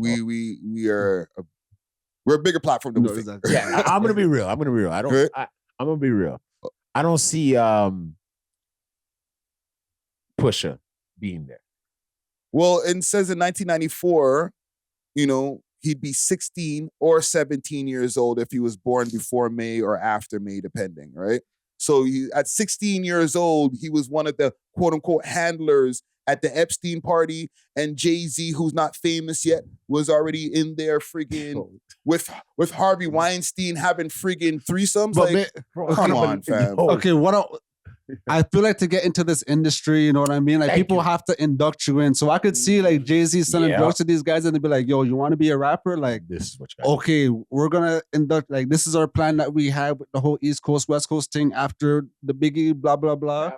We're going to push you through. Yeah. But, so then he already had his little plays going on there. And with Pusha T, I don't think it was a handler, but maybe he's one of like the cleanup guy that, you have to pick up the condoms. And the clips, weren't they out by the time they were 16, 17? I was going to ask, when did the clips really pop off? And remember, this is right before Reasonable Doubt too. Exactly. And I think Pharrell was already around. Pharrell was already around, brother. In 94? Neptunes, not Neptunes, but Pharrell. They were a rock band, I think, or... No, my 94, they were like he was still doing songs with like Mace and different people. Like, yeah, bro, he was around. You guys might. It's not. He wasn't even around yet. 94. Yo, that shit be true. Like, nah, we got to be responsible with the platform. Okay, cool. Okay, like, all jokes aside, we got to look at the timing, fam. These guys are like friggin'. In 1993, I was 18 years old, fam. You know what I'm saying? And I'm 50. Okay, so I'm just giving you guys a good, like, even number. I'm 50. These guys are a few years younger than me. Jay-Z obviously older. Okay, so Jay-Z, he could, whatever. But like his status at the time, and listen, I'm not trying to be the big defender of them, but I'm just looking at like Pusha T. You're 16 years old hanging out at the freaking Epstein party. That's highly unlikely. But didn't Pac pass away when he was like 22, 23? 25. Okay, 25. Okay, at the time when JD was looking for artists, he was specifically looking for youths. You know what I mean? That's why he went with Chris Cross and all them things. They're like, I feel like those times, like Man were specifically looking for a young talent, like the whole Britney Spears, Justin Timberlake, that whole like 16 they were looking, and them. exactly. They were looking for. Oh, you're 25 now? Yeah, now we're going to make you a celebrity. It's like, okay, yeah, you're 13. Now we're going to mold you into blah, blah, blah. So yeah, you're going to be around the parties and stuff. And you might see a young Jigga with a Weinstein like randomly. You know what I mean? Like, you're a little nigga that gets the drugs for us. You think big Hollywood celebrity is going to pull up to the... It's not Rob Ford and them take the RIP. You know what I mean? Like, I will say this. You're right. With Jay-Z, this is a little bit too many times, bro. Like, okay, he had the other girl there who had the mental issues, they said, who accused him, right, with Diddy, and whatever. That got thrown out. You got through with that. No, but like that happened. Like it didn't happen, but like that accusation happened, and now we got another accusation. Foxy Brown. There's the Foxy Brown, but that never became like a case. Exactly. Beyonce, right? They're trying to say that. Yes, but I'm talking about the cases. Okay. Right? Now he's got the Epstein thing. So like now his name is on the Epstein files because also, to be responsible again, these aren't the old Epstein files that they're digging up from back in the days. These are the new people that are calling in on a hotline. Right? That's the thing though, bro. The hotline... hotline bling thing is crazy. Right? They set up a help hotline type of thing similar to a Diddy. Yeah. Like if you want to confidentially tell your stories of what happened with you and the dude, then cool. You can call this hotline. The FBI will take your information and all that and keep everything redacted. Okay. So this is not like they pulled up this file from back in the days and they're like, oh, look, freaking Sean Carter and freaking Terrence freaking whatever is on there. Like, no. These are testimonies. These are testimonies from people who called in over the years. So it's coming down the pipeline. Pause. This is the same way they did Diddy. They had the little hotline bling. Mm-hmm. Then all these extreme little stories started coming back. Nah, reverse. They started putting the allegations on him. Then the video came out and then they laid the charges. And then they started added the hotline because more people wanted to start saying, yeah, I want to sue him too. Okay, so maybe they're just reversing it this time. No, because Epstein's already been convicted. Gone. He's gone or whatever. But like during the time, he's already gotten hit one time in the early 2000s. And that's what started like messing up his relationship with a lot of people because they were like, bro, like, yo, you're dealing with the youth them. You know what I'm saying? And then he got hit over in the later 2000s. So during that time, they set up a hotline. You know what I'm saying? And that's where they got these names from because everything was redacted before all of that. So who knows? The thing is, like, with conspiracies, it always sounds crazy until, like, it's proven to be true. You know what I mean? Because, like, even with R. Kelly, like, before it was proven for him to be a weirdo, if you were to come out and be like, yo, I seen R. Kelly pull up to the high school and, like, he grabbed one of the shots and brought him into a limo, like, because he was actually pulling up to the high school himself at first. People would look at you crazy, like, why would R. Kelly be doing that? And then after he started sending the assistants and stuff. No, it's us, our generation, that was in denial when it comes to R. Kelly. I can tell you as somebody who was there in them times. Because the Aaliyah thing already happened. We didn't need to know about him going to no high schools, fam. You were like married to Aaliyah, who was like 15. Not even friggin' a full adult yet. And like we let that slide because they had hot tunes. Age ain't nothing but a number, which is fishy as hell. You know what I'm saying? In hindsight, Fire tune. But I don't think we had enough information to know how wrong what we were listening to, because like even back in them times, like I'm talking about early 90s, right? Yeah. We're listening to BBD and they're A.W.O.L? talking about dope songs like that. The bars, when they get to the rapping part of dope, it's like backstage, underage, adolescents. How you doing? Fine, feeling fine. I love to do the wild thing. Those are actual bars, okay? Rapped by Ronnie DeVoe of Bell Biv DeVoe. Guess who wrote them? Busta Rhymes. Crazy. It was just more part of the social fabric. It was more accepted, I feel. Yes. You know a movie I watched Which the is other day? wild. Mulholland Drive. Mm. And like, have you guys ever seen Mulholland Drive? No. Okay, it's one of like, it's Okay. people say it's one of the best movies of the 21st century or whatever. But basically, like, if you kind of peel back the layers, it's about like the whole Hollywood predatory industry and like, but because the director couldn't like blatantly say it or else they wouldn't put the movie out or whatever, he had to kind of like put it in the subtext of the movie. Mm-hmm. So it just kind of just like showed me how many people knew about it, but like we're covering up them times. It's always been covered. Is it cover up or is it acceptance, or not even knowing that like they know it's wrong, but like I don't know, bro, because like I was still a kid in them times, so I don't know. I can't remember about how I felt about whether it was wrong or not for some of these, because it wasn't the only example. No, because you were young singing it, not knowing the words yet. Like you remember when you would No, Sorry. I was like in my teenage times, fam. But you remember when you'd hear rap songs, you'd be like, "Hold," and then you hear them now, and you'd be like, "That's what he was saying." Yes, but the news, like the Black Beat magazines and all those magazines would be like, R. Kelly and Aaliyah got married and all that. And we'd be like, cool. Yeah, like the mainstream media didn't even see a problem with it. Yes. And even when you look at in The Godfather, the girl that he marries when he goes to Italy, she was like 15 or 16, but like she was hired. She became like a sex symbol after that. It was so accepted. I wonder when that shift happened, when people were like, no, underage is wrong. Whereas before it was like, oh, if she's 15, 16, 17, like it's fine. Yo, that's crazy to think that like there was a time where like people were just okay with that shit. Cause remember, and everybody has these stories, even all to the like later 2000s, but like Dusty and I probably could relate to most of these stories of big mans just going to the school to pick up the gal them. Bro. And like we would just be cheesed because like you're just taking our girl. But we wouldn't be like, yo, this guy, what's wrong with him? He's picking up gal from high school. We were just like, yo, you're snatching our girls. But even our generation, like girls were going to all ages and stuff and like dealing with older mans. They're like 14. You have like second period with them. Yeah, and they but were just with weren't like you a guys 30-year-old yesterday. At this point in time saying they're creeps? Yes. Yeah, bro, you should know you're doing something. But at the same time, it wasn't illegal. Like all age clubs existed. Literally, now that I'm thinking about it, probably so older people could hit on younger people because like that's crazy. If they wanted just the youngins to party, they would have just had like a, you know, teenage party or whatever, you know? Like so they set the people, we've kind of weirdly normalized it for so long. And I'm not saying don't prosecute all these people now. Obviously do so. But like there's a lot of years that people just let a lot of this shit go, fam. Or R. Kelly wouldn't have been making hits for so long, fam.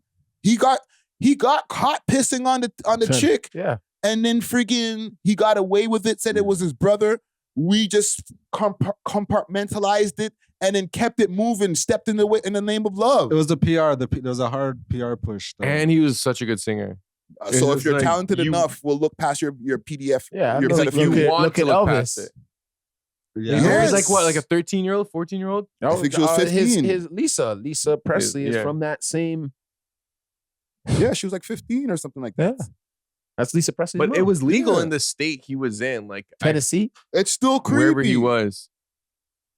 Whatever that was. It's still creepy. The ghost of but like I think like my name out of this shit. What's interesting is that like we're saying it's creepy now based on our own moral standards today. Yes. But they were looking at it like it was normal because they existed in the time where it was normalized, you know? It's kind of like it's interesting because it's like we're judging with today's lenses, but we're judging the past. If you look at historically, bro, like it's even uglier, the truth. You know what I'm that saying? is true. And things were just normalized because like at the time, in that context, it was cool. There's still places in this world today where there are child brides, bro, and they're cool with it.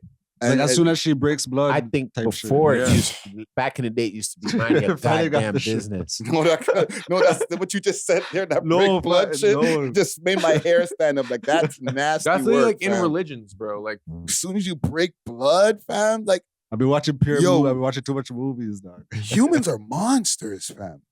Well, you're dissing like a lot of people by saying that because there are religions that will express that same sentiment. Like history would be like to keep, because if you kind of this is gonna sound crazy, but if you think like animals, if you think like the purpose of human is to procreate and keep it going, like you would think as soon as she is able to procreate, then like that is. And back then when like women weren't working or nothing, like and their only job was to like have babies, you know. You're like, all right, you're ready to have a baby. Yeah, but I'm talking about like and they 1400s. Women still were there's probably sex working girls and all that of stuff, right? So women, I think women have always had a stigma of them being. I don't want to say this about women. I'm not saying it directly to them, but like whores, sexualized sex objects. We probably, you know what I'm saying? No, for real. So like in some of those religions and beliefs, right? They're probably like, yo, if I catch this young thing from now, she's not gonna be like Betha, who's been getting put on her, even if it was in the 1400s, 1500s, who cares when? It's always been like that, right? Yeah. So I kind of see where I don't believe in it because I got daughters too, and I don't want no older man coming at my, you know what I'm saying? But there is a thing where younger girls do go for older men. Yeah. Because of they get more mature than the boys that are their age. Yeah. That's why we used to see especially if you went to like Catholic school, the girls were wearing kilts and shit. Man, come pick them up. What was up with that? Now that I think about it, because I went to Catholic school, but my Catholic school didn't have kilts, but like the other Catholic school girls did, and we'd be like, oh, those are those Notre Dame girls, like and some of them would wear their really high. Well, I was like in high school, so it was acceptable, No facts. But no, I see older men were like gawking at it too, like in the cars and shit. They make costumes out of that shit. Now, like the naughty Catholic school girls. Yeah, so that's like even like if you're into that, and we'll get back to the Jay-Z and thing. That's a kink. Yeah, but that's a wild kink. That's a kink. You're kink. If you're into that, are you into the youth them? Oh, yes, they are. Yes, they are. The longer sound effect. But into the kilts? What if you want a grown woman to wear that? That's not weird. True. Unless you're like trying to role play. If you role play, you want a grown woman to play a high school character. No. Yeah, that's role play. I thought you were just saying wearing a kilt or a skirt. Like grown women wear that. What? She's Scottish. She's role playing as a Scottish thing. Like why is she wearing the kilt? I know, right? Because when I was in high school, bro, I had like in the first love of my life, she's light skinned, had the bun, fat ass, enough older man. They be like almost crashing their cars, and as a youth, I'd be like, "What's wrong with these niggas?" You know what I mean? Because I would think that like, wouldn't you want a 30-year-old who has a more voluptuous thing, but enough mans are just like thinking, "Oh, fresh meat" type shit. On the Epstein shit. Okay. That is. But bring it back to Pusha T and Jay-Z. Pusha T. Consensus before we get off of the story. Do you guys think that these guys are actually guilty of this calling, saying that they were in these files or that they did such things to them, this person? No, but something's coming down the pipeline. I do agree with you with that. With Jay-Z especially, like this too many times now. You kind of slid it through the first, days in there. He's about to come out. He's like, all right, your turn. I did my 5. Yeah. You're gonna love it in there. They're waiting for you. And they're waiting. Even to piggyback off of what you're just saying there too.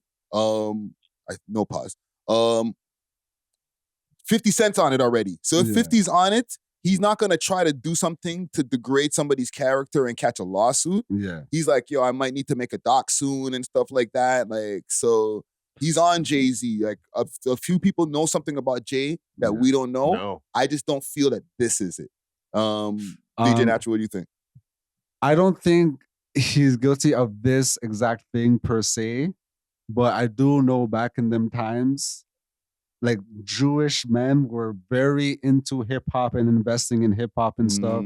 So I wouldn't be surprised if there was an Epstein Jay-Z link or a Weinstein Jay-Z link. And I also feel like Pusha T was low-key a handler for Kanye. You know what I mean? So like he's there. So I you know what I mean? I don't think Pusha T was on no PDF shit, but I do think he's one of them handler industry niggas that like you know, like he's there. You know, something going down. He's part of the boule type shit. You know, yeah. And just to mix up timelines, you're saying he's a handler for Kanye after the fact. Yeah, like the whole good music era type shit. Yeah, because that was like way after the fact. Yeah. And that's why Malice wanted out for a bit. Malice like, I'm going to God. Mace turned to God. Yeah. They seen what's behind the door, you know? Pusha was ready to play the game. Yeah. I definitely think Pusha T has some sort of involvement with Epstein. Definitely Jay-Z too. In terms of this instance. Oh, shoot. You're right. How old is Pusha T's wife right now? She's like 10 years younger than him. When did he marry her? He did marry her when she was 18 or something like that. He been doing something like that. That's something like that. He been doing giving this. each other dabs like, yo, we got him. Come on, fam. Boys, we got him. We got him. We're doing it. Case closed. We got him. We got him. That's all we needed. Caught him red-handed. What were you gonna say? Black-handed. If you'd say in February, it's Black History Month. Oh man. What were you gonna say? Happy Black History Month. I think they were definitely involved with Epstein in terms of the instances. I can't speak on that because if you're saying these are call-ins and there's 3.5 million pages of redacted information, like I would have to sift through them and like assess them. So, but I definitely think that like Epstein and those guys would have tried to incorporate Jay-Z or Pusha T into whatever scheme they were doing or their behavior, and it usually is for blackmail purposes. But you know what's kind of throwing me off is Epstein had like a very like distorted, like active view of like black people. Like he had a lot of racial views in those like redacted statements. So I'm like, I don't know if he'd like be cool with chilling with that many black people at once. Like he seems like super racist. A lot of the things he was doing, like he was linking with people just to get blackmail on them and shit. Like why is it even called blackmail? Black. No facts. But you know what I mean, right? Like listening to blackmails. That's because it was one of probably the first thing they've ever done. Putting something in a blackmail. They put it on a blackmail. And they blackmailed the blackmail with the blackmail. With the blackmail. Oh man. Damn. Okay, let's get off of this topic here. I feel like it's gonna be a whole yellow dollar sign on this video here. Quick question, because I did tackle this on a live stream. Did J. Cole snake Drake?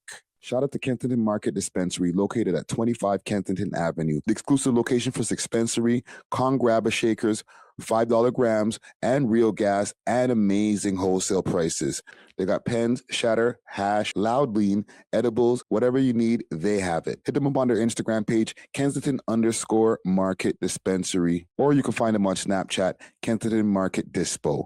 Big salute to the sponsors. Cheer!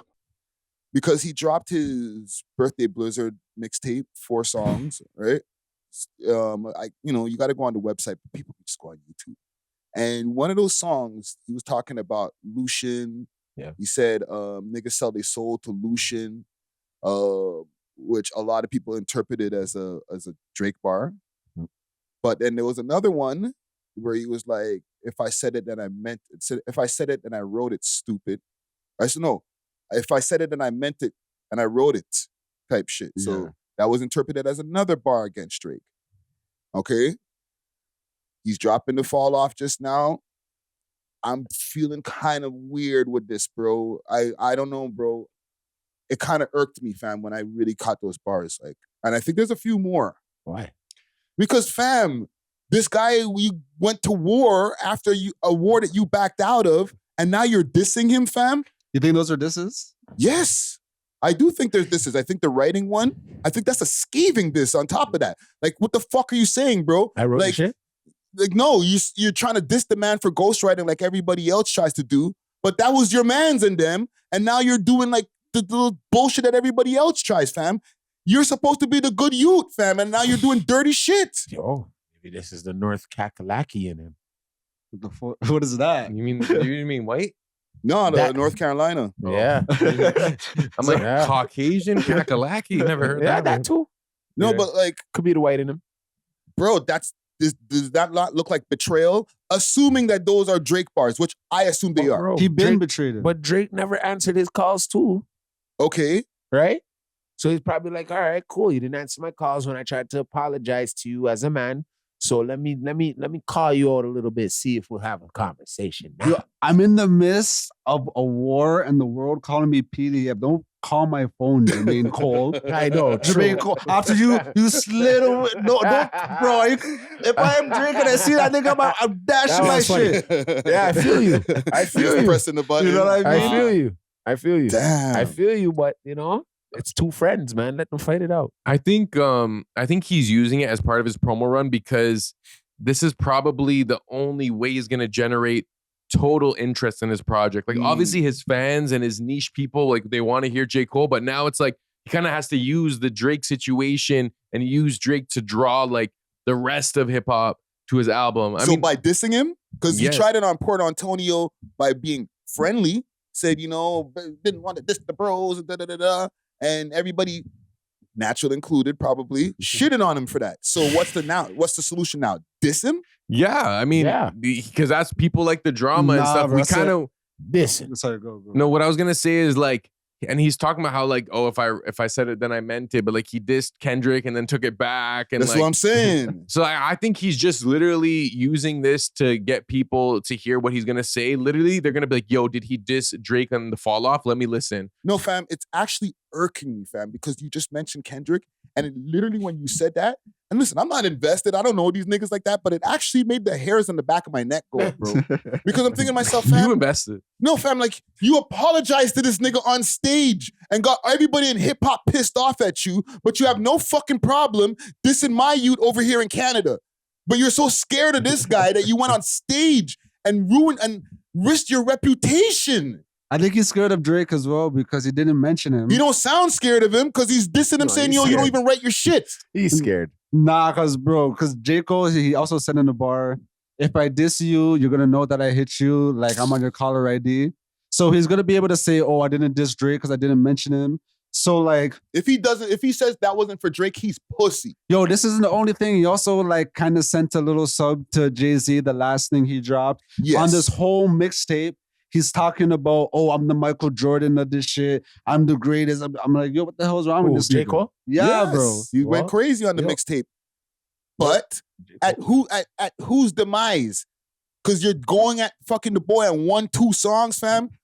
But what has Kendrick done to this guy where he had to back down, but Drake done to him that he's now taking shots at him, fam? Because Maul had his whole rant saying the man never spoke to him for the whole time since the battle. So is it because Drake did something to him or did he do something to Drake? No. Because now you're dissing the man. I think because J. Cole is American and it became an America versus Canada thing, it was in his best interest to side with Kendrick because probably people around him were more pro-Kendrick. So he kind of picked a side based on his environment, I guess. And he's like, oh, we're FBA. This guy's Canadian, this, that, even though Drake's dad is FBA. Yeah.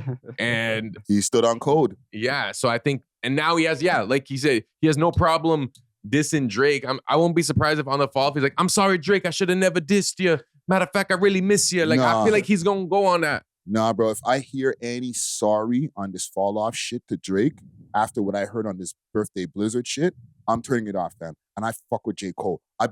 Just last week, now I feel like Ricky Flip-Flop, because last week I was like, yo, J. Cole, forgive him, the bars are still hot. Yeah. But now when I took in the Birthday Blizzard, and this is before Birthday Blizzard, that was just the one tune that was out. Now that I heard this, I'm like, why are you dissing the man who took an L for you? Because the song, he didn't say, fuck the one light-skinned guy who's calling Big 3. He said, fuck the Big 3, it's just Big Me. So he dissed both of you niggas who was hugging on the stage. And he jumped out the woodworks first. Friggin' 7-minute drill came out before push-ups. Remember this. So you jumped out first, then take it back, then apologize, and then diss the man who fucking took the shot? And I eat that thing. Even post battle, Kendrick has still been mentioning Jermaine Cole and shit. Fam, they played him, fam. That to me sounds like you guys backdoor Drake the whole time. Yeah, but everybody knows that Drake was backdoored. Everybody knows that from that record. That they backdoored him from like Future and flipping J. Cole. I don't think J. Cole was involved. I think he was like all of them. He was an unwilling participant. He was just like too dumb to know what's going on. So why is he so willing to diss him now? Now he knows what's going on. Okay, so now he found out in the last few months. He said, okay, you know what? Let me put it into some bars. Nah, bro. Listen, if we can get into a conspiracy for a second. This is one. Foil suit. Okay. Let's go, guys. Let me jump out the window. All right? You diss both of us. Let me jump out the window, throw my tune out. All right? Then I'll back off. Then, one more. This one's. Let this guy be the sacrificial lamb. Get freaking, smoked by Kendrick because he knew Kendrick had all of these songs already lined up. That's why he backed out. And then we circle back in 2026, and now we both could double team this nigga. There's been rumors. There's been rumors of Kendrick's gonna be on the fall off. Yeah. So now you guys are clicking up to really finish this guy off. Fudge sticks. What's the name of the J. Finish Cole him album off. now? Fall off. The fall off. Wait, what do you mean finish him off? Because though? you guys tried to finish him in fucking 2024 with the whole PDF allegations and all that type shit. Cool.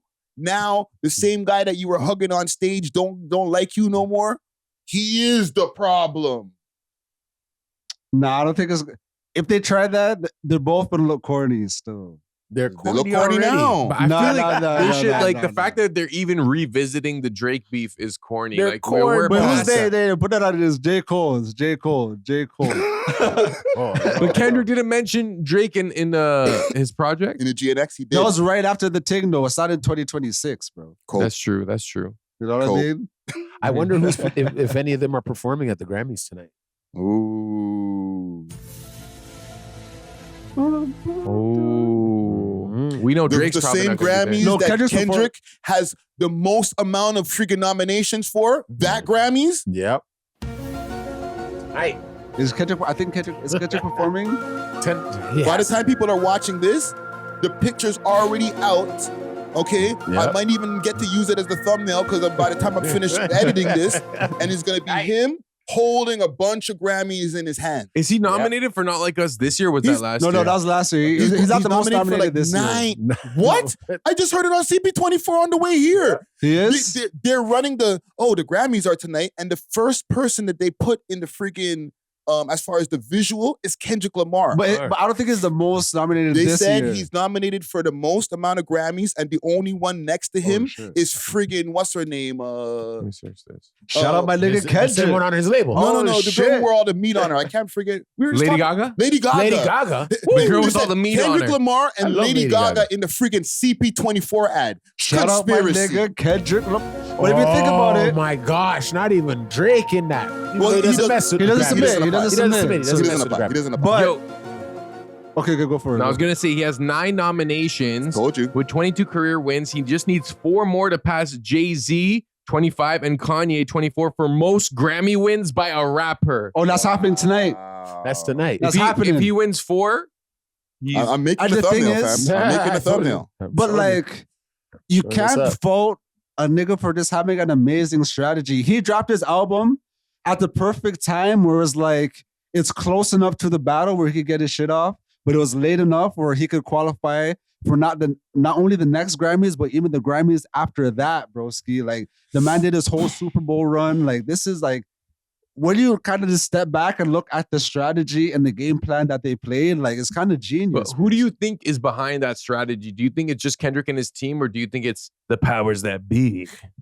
Yo, the nigga, You know, the man has his own label now. He's separated from the powers that he partnered with them. Yes, I'm not gonna lie. He partnered with them boys. Bro, he's in the same bed as with Drake with Lucien, except Lucien got beef with Drake and he's the darling. No, it's a different pause. It's a different bed. Like Kendrick has his own crib, and then like sometimes they link up and then they make deals together. Man, they gave Kendrick his own blanket. Drake a house nigga. You know what I mean? Like, wow. Kendrick. You know, Kendrick left the plantation, but sometimes he does link up with the master. You know what I mean? My bad. Okay. My bad. I feel you. Nah, they gave Kendrick the shed. So okay. Consensus. You guys don't feel that J. Cole snaked Drake? No, J. Cole definitely snaked him ever since he backed out that shit. So, and now in 2026, this is 2 years later. He's circling back still. Yes, fam. Like, you're dissing the man on the songs. Bro. Imagine you were about to fight someone and then you back out. Then 2 years later, you fight the guy that you were gonna fight the other guy with. It's like, bro, you have CTE at this point. You know what I'm saying? No, fam. If I'm Drake, besides catching the W with the Pusha T and Jay-Z thing, I forgot to mention that. I'm also looking at like, yo, what's up with this youth, bro? Yo, when I catch this youth on road, bro, I'm gonna have to snuff him, fam. Fuck the raps, bro. Like, this nigga really let me. I have a whole lawsuit against mans who've been conspiring against me and getting Grammys now, calling me a PDF, and now you're dissing me too? Bro, I would smoke this youth on road, bro. Yeah, the reason why I won't say that he snaked him is because I feel like they weren't really friends and no friends in this industry. So I feel like it's kind of like, unless they were real friends. They weren't real friends. And they weren't, you know what I'm saying? Obviously. Damn, bro, them hugs be fake as fuck. Who gifted who with the Bentley or the Rolls Royce? Who? There was a gifting? Yeah, I remember either J. Cole gifted Drake one or Drake gifted him one. Without even doing the chat GPT, I'm just gonna guess Drake because Drake be doing like a that, Drake man. thing. Just be like gifted. You know what? Give me a camera here, Jake. Yo, Drake, you be too friendly, bro. Stop giving these niggas blighs. Stop giving them gifts. Oh, here's this new car. I seen you give, and I'm not trying to be a hater. You know what I'm saying? Yeah. He gave Ben the Don a car the other day, right? Fam, well deserved until, God forbid, Ben the Don starts talking shit on his name. Like, fam, he's giving a lot of niggas cars and like nice things, and then they go against him, bro. Get Friday a whip if you're watching this. No, you know what? Don't even get me shit, because then next week, if I don't like something you do, you're gonna be like, why did I get this pussy a whip? I don't think a car counts because, like, it's just give me a whip. Send him something. Now you have a monthly bill. Like, mans are. I'm not sure if Drake, but most mans, when they get whips, they're not paying for it outright. Like, they pay for like the initial whatever, and then now you have to pay the car note type shit. Oh, so you just gave me a debt thought about type that. shit. No, that's what's going on, bro. I always thought about that. I'm like, did you buy this outright? And like, what about the insurance? Still going to him. Money's probably still going to him. Like, what if he's tied in with the insurance company? He is. You know, he is. He's getting that money back. It's a scheme. Okay, bro. So you guys are going on. He did snake him. Definitely. They're not friends. But so I think with J. Cole, he's kind of alienating not only himself, but his fans, because now Drake fans are looking at them niggas. They're already looking at them niggas weird, but now they're looking at them super weird. Like, what the fuck's wrong with these guys? Yeah. The K-bots, like, they're already like standing on, Kendrick or nothing. You know what I mean? So now it's just J. Cole fans alone who are already kind of finicky. You know what I mean? J. Cole fans are granola bar. Stop this. We're two good J. Cole fans in the building. You just got yourself former J. Cole fan. You just got yourself Friday a floppity rickety flop or whatever it is. You know what I mean? So like, and you said you're a J. Cole fan. So like, that's how it goes. It's like, no, I like his music, fam, a lot, bro. Yeah. Even that the Blizzard thing, like, it was crazy. But then I'm like listening, I'm like, that's the why Ice you Man. dissing the man, then, bro? That's the Iceman, dog. Blizzard, Yeah, Iceman.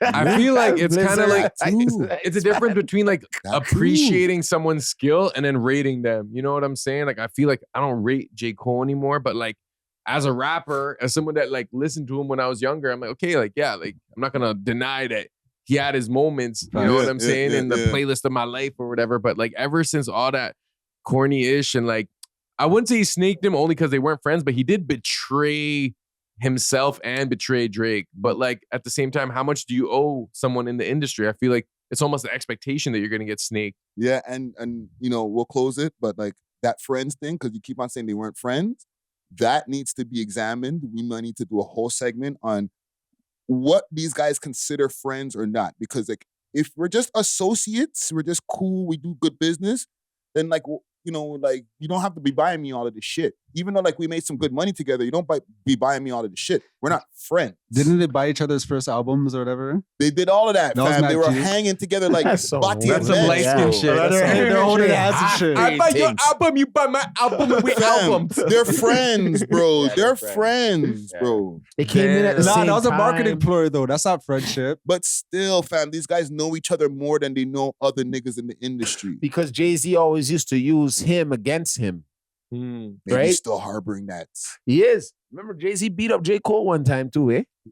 No, Jay-Z hold beat on. up J. Cole. Hold on. Jay-Z beat up J. Flag Cole on the before. play. I need more information. Slap, beat the hell out of him at a dinner party or something like that. It's Yes, true that's facts. okay. Go look at when J. Cole spoke about it. He That's why didn't when beat you- him up.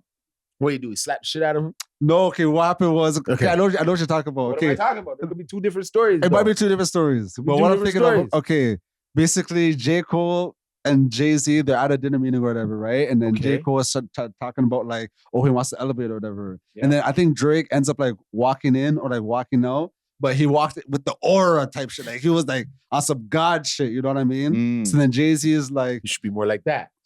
and then Drake pulls up to the table, and then Drake hills up Jay-Z or whatever. And then Jay-Z is like to J. Cole, no, he's like to Drake, yo, could you give this nigga a song? Like we need a hit right now. Yeah, give this nigga a hit. So like Drake walks into the This is restaurant or right whatever. Story. This is the story. Imagine like, okay, imagine you're with your boss or whatever, right? Okay, imagine you're with Friday. Then like fucking And then I come in there and say, you should be more like Friday. Okay. He needs a hit. not even that, but like some like random nigga from like some random like Mucho walks in or whatever, and it's like, you have been listening to Relentless, yo, you gotta be more like Mucho on the pod type shit. It's like you're gonna be looking at like, what the fuck? Like I've been scoring 30 for you. What do you mean I gotta be more like this fucking Yeah. You know what But I mean? was he scoring 30 for him at the time? He was freaking doing that workout shit and freaking Workout worked. Mr. Nice Chain bullshit. Okay, yeah, that like, was lame. That was lame. You know what I'm saying? He wasn't his full self. You know But what that I'm was saying? Jay-Z's fault because You could add Drake. no, because J. Cole was trying to do Friday Night Lights or whatever, like Yeah. like the real shit. Yeah. But they weren't trying to put that out or whatever. So Yeah. he had to put that out as a mixtape, and then Jay-Z wanted him to do more commercial type music. So what happened? Then Jay-Z put his hands on him, right? No. I don't think Jay-Z put his hands on him. I was like, when is the story that Jay-Z put his hands on J. Cole before? And I'm not playing. I'll We'll look I'll it up, find we'll the look it up. footage. I'm going to send it to y'all. niggas. Common Gang, let us know if you find that, okay? Yeah. White him up. But yeah, salute to J. Cole. Actually, no salute to J. Cole. Fuck J. Cole, man. Okay, I'm gonna still listen to your shit, but fuck you, bro. Let me ask you guys, because I did a live stream the other day and I went on a rant, as I usually do, and it kind of brings our conversation full circle again. Who's next after Drake and Tory Lane fall back? AInewsdaily.ca is a website that gives you AI-generated news across 1,000 plus topics, 96 global cities, and daily features. Plus, for VIP subscribers, AI-generated images, tarot readings, natal charts, investment tips, bet predictions, and drill wars, a text and image-based life simulator game set in Toronto's drill scene. One VIP subscription unlocks it all. During our We Love Hip Hop promotion, all new VIP subscribers receive a $2.50 USD wallet credit.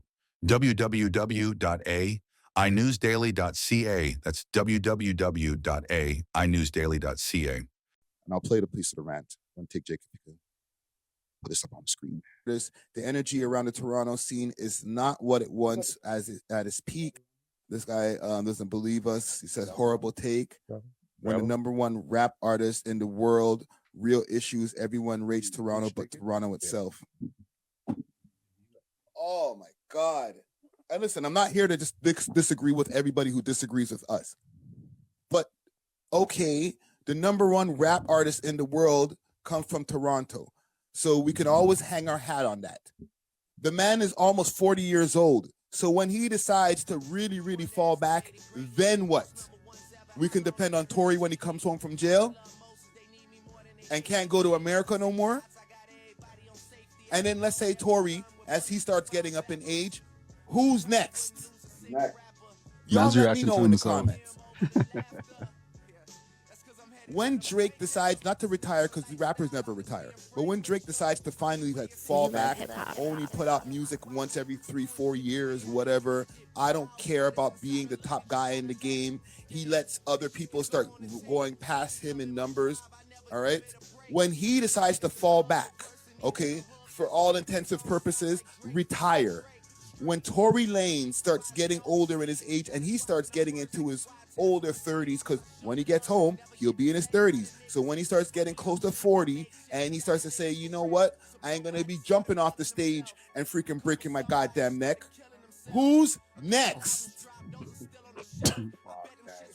Says Tory ain't going out anytime soon. I agree. Tory has a lot in the tank, especially like he's releasing music, like fresh new music while he's in jail. But I will say again, but when he decides, okay, you know what, for argument's sake, even if he doesn't fall back, Tory and who else?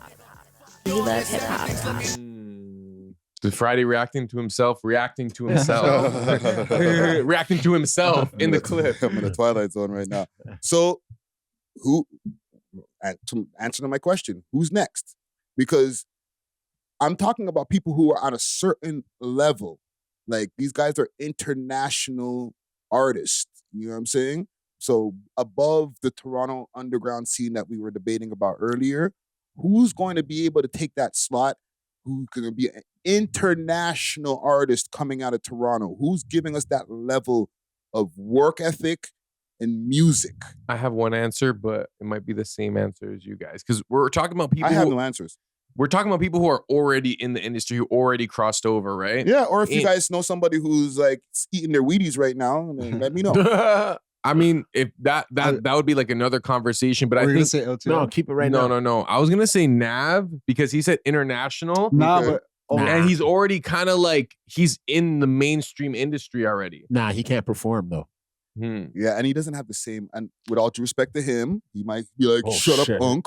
Okay, he doesn't have the same aura as those two guys. Yeah, I agree. So in terms of our next superstar, okay, you guys go. Thank you. You said the right word, superstar. Those two mans. And The Weeknd, super duper stars, fam. Yeah. All coming from the same friggin' city. If you want to get technical, then the GTA with Tory being from Brampton, like, fam, that's some big shoes to fill, but they can be filled. But those guys, like, I think in order to be a superstar, you have to have personality. Because I know that there are talented artists that I could be like, oh, like Casper. I could say like other people. I'm trying to think of like, the media just like run into these guys, you know? Yes. And the work ethic that these guys have put out, right? I have another link I'll show you guys right now. One take, Jake. Tory Lanez, and this is courtesy of Hot Freestyles, okay? Tory Lanez has built one of the most consistent music runs fans have seen. And this is his run from like last year to now. In 2025, Tory Lanez released a new song every week, dropped a full project titled Peterson, and officially made an entire new Toronto and Chicks-Tape series available on streaming platforms. Work. Right? This year, Tory Lanez launched this slutty bass, a new genre of introduced with a single, Slide, and Planet Bass, NBLYB. Okay? So this is in 2026. We're only in January, fam. The man's in jail and he's out working bare mans. Yeah. Who's next? Nobody. No one. Does it have to be a rapper?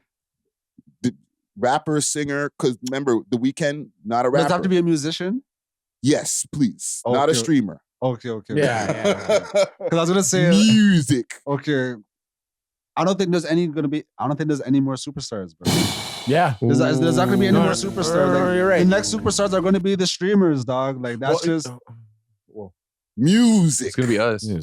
Because like, yeah, we have a better chance putting out a record right now. To be a superstar, like you kind of need that global engine behind you. You know what I mean? And mans aren't doing. But Casper's gonna get signed. I think the music that Casper has is superstar level. Yes, but image. I need them to work on him a little more though. Like media training and like what you're saying. I even want the visual media training. He gonna have to put on some weight. Get some more neck tats. Yeah. Yeah. They can have him still with the long hair. You know what I'm saying? But like, there's got to be a shock value to him. He already has the story though, which is the shock Story, value. you guys keep running off of story narratives. What's the shock value? These guys fled the police in a car. That sounds like every other story. I can go to New York and get a guy like that. I can go to LA and get But the a guy thing is, like like, I don't think the music You know? industry is like trying to build superstars right now. Like, That's another like, thing. that's too. another thing. they're like, okay, we built these superstars. They got their leverage, and then they're trying to sue us now. Then And they then- tell us to go and- F off. they're trying to get percentages of our company and try. You They're guys using that E word, equity. You know what I mean? Like, nah, What? no more Yeah, that yeah, superstar yeah. shit. Fuck that shit. They You know got what I already mean? come like a superstar. So I feel like, yes, Casper does have all the qualities. Like, if this was like 2010s, then Okay. yes, Casper would definitely be the next superstar. Mm. But, and shout out, the mans are saying that he's about to get a 7-figure deal. I think he's definitely going to have an amazing career, and it's going to be like top tier level, but I don't think the industry is in the business of making a superstar in 2026. Not anymore. I hear that, but I think they're just like, you know what? Do your own thing, buddy. Yeah. And if you're hot, you're hot. If you're not, you're Type not. shit. Yeah. And You- if, when you're hot, we'll come check you. how You know about what I mean? how about Give you a someone 1-2 like endorsement. like Party? No. He's too recluse. He would already have been that. And yeah, he's getting upper in age. He's He- not yeah. a new breed. You know who I thought was kind of being groomed for that, but I don't know. She didn't pan out yet. Sad Boy. I feel like Sad Boy had like the appeal of a superstar in terms of aesthetic, and her Yes. music was good, and Yes. she had like the female cult following in a sense. Like there are Yes. girls that dance to her tracks at the And it gets throwbacks. used on TikTok a lot and stuff like that. But What happened? no, she's not done. She's not pretty done. young. Yeah, no, she's still But going. I know who's going to be the next ones out of this city. Who? It's not going to be a hip hop artist. It's going to be a reggae artist. You saying LTL? It's going to be Wandan or Miko. Yeah. I'm giving you guys like insight right now. Superstars in America or like in the Around Caribbean? the world. Because Yeah, yeah. reggae is the whole world, brother. I could see That's not them enough. That bring- could be superstars. Super. Nah, bro. I see. Obviously, Bro, okay, big you're up. in the reggae community. You better easy. Hold on. Big up LTL. Big up LTL. Like you said, they're definitely gonna make it out of. They already made it out of the city, bro. They're No, gonna no. definitely Yeah. shot. Yeah. But okay, look at the reggae superstars. There's only a few, bro. There's like Bob Marley. Oh, like how I said with our scene, you can't just let everybody in, right? Okay, go. No, but it's Go. different because superstar is like world renowned. Like niggas are like. So that's what I said. That's the only thing right now that can come out of Canada that can be predominantly. Yeah, Oh. I kind of already doing it because like they Yeah. play that shit in England. They're playing that shit all over the place. That's I'm gonna big. tell you If we're this. just talking strictly Between music, then I agree. Wandan, Amico, those can be our next. Or Tune Up. Andy. Tune Up is doing his thing Those, as well. anything reggae coming out of Toronto right now, I believe would be our best chance of saying we. But have if I the put in my next- money, or Punjabi, if I put in my Yeah, money on yeah. anything, although Agent 00 is already big as a streamer, I could see him being like the next like. What? Okay, he's from Canada and he's like the biggest thing, like our biggest export type shit. There's Agent 00 rap or sing. what did that have to do with anything? He has tracks where he raps though. Yeah, but these guys But they're I'm creative talking players. about They're creative players, music. my Okay, guy. okay, all right. We're talking about the replacements, Of right? For genuine Drake music. and Tory Lanez. It's The gonna, replacement for Drake Yo, and Tory yo. Lanez. Imagine. It's like, who do you replace Tory Lanez and Drake with? Agent 00. a streamer, yeah, a streamer. Yo, Also, also, you know the music scene is dead. Dead. Fuck. also think about it. We're just thinking from Toronto, right? Like, are we talking about all of Canada too, or just could include the rest of Toronto? Canada, But too. nothing's better than Hercules? Toronto. Nothing's better than No. Toronto. I'm like, any man? Can't bring anything else to represent Canada that's not from Toronto. It would Stop be crazy. This. Stop this. Seriously? No, You think a because- Vancouver cat can represent Canada better than a Definitely. Toronto man? Fam, Definitely. Fam, friggin' there's people that are bigger right now than Toronto rappers, way bigger, that are from Montreal. Yes, but they speak French. No. Where's Connor Price from? What's Where's Connor Price from? Oh, Ben's? Connor Price is from Ontario somewhere? Is from Ontario somewhere, but no. Ben's? K Tronada is bigger than all of these guys put Facts. together, fam. What are we Tronada talking is about? already international. K-Tronada. He's fucking Montrealer. Yeah, Montrealer.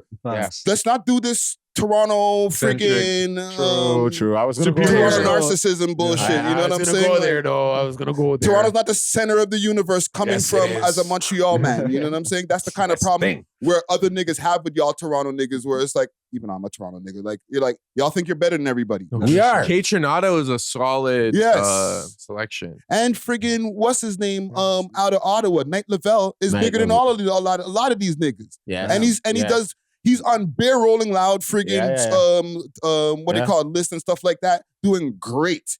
Yeah. Don't even come around Toronto like that. No, it doesn't. Belly's bigger than mad niggas. Yeah, I know. He's writes for niggas. He's signed to Rock Nation, fam. He's Praise not to from Jay-Z. Toronto. Okay, wait. I asked ChatGPT like name the 20 best like Canadian artists or like the biggest ones. So, I'm seeing all the same names. Tate McRae is kind of new, but like she has like global impact. I mean, Shawn Mendes, we already know about. Alessia Cara. I don't know. This guy named BBNO $. I be hearing his track. I've seen that name. I didn't know he was Canadian. Yeah. Daniel Caesar. They did name Pressa on here. Face of Toronto Street Rap. Heavy global collabs. Jesse Reyes. These are like so these are all older. These are all I people could who are out. I could possibly see Sav crossing over because not only does he rap, he makes like those club EDM tracks and he makes dancehall tracks. You know what I mean? So I feel like, and he sings just enough where like it could attract an audience that's not just the Toronto base, you know? But I don't think he'll make it like superstar level. But Not I like could a see him Weeknd being level. like a touring act. Yeah. Yes. You know what I mean? He'll I could see definitely that. break the ceiling. Yeah. I could see that. Let me show you guys something before we continue this conversation. The new Gen Zs. Yeah. Okay. And this is just rap. This is just strictly rap. None of these guys be singing like that unless like they're like, what do you call it? Doing the melody shit, right? So YSN Yellow Tape from Brampton and YNM Sleaze. That's one slide over here. This is courtesy of Torontology on the Reddit, right? YML Deco from Brampton and Losses by Me from Ottawa. I hate these new names. I gotta listen to these guys. I think the names are sick. Baby Blatt from Brampton and Sleaze Bands also from Brampton. They're Brampton mans for real. Baby Blood, are you dumb? Baby Seven from Brampton and K Slime. K Slime, I know. Okay. You know K Slime, right? But yo, Baby Seven, you don't think that's a sick name? I think that's kind of hard. Fam, this is all the new gen. It's YNs. hard, but like I feel like sometimes they limit themselves with their names and aesthetic. Like Yes. I don't know. But maybe maybe- times are changing too. So Let me get the last few slides here. Dead Man. Holy shit. Or what is it? Dead Manquito? Dead Manakota from Galloway versus, and this is I don't know this one here. I'm sorry. Yeah. Y'all can see that these on the new screen. names, bro, they different. Okay. Park Baby from Regent and Lil Crit from Gorway. Holy. some of them are whack, Sid JR from The Lane. And Lil Blitz from I Brampton. like Lil Blitz. I like Lil Blitz. You like the name or have you heard it? The name. Okay. I think this is a 72 J Sev from Brampton and J Spillman from Hamilton. Might be a Brampton youth still that comes out. There's Bear Brampton youth.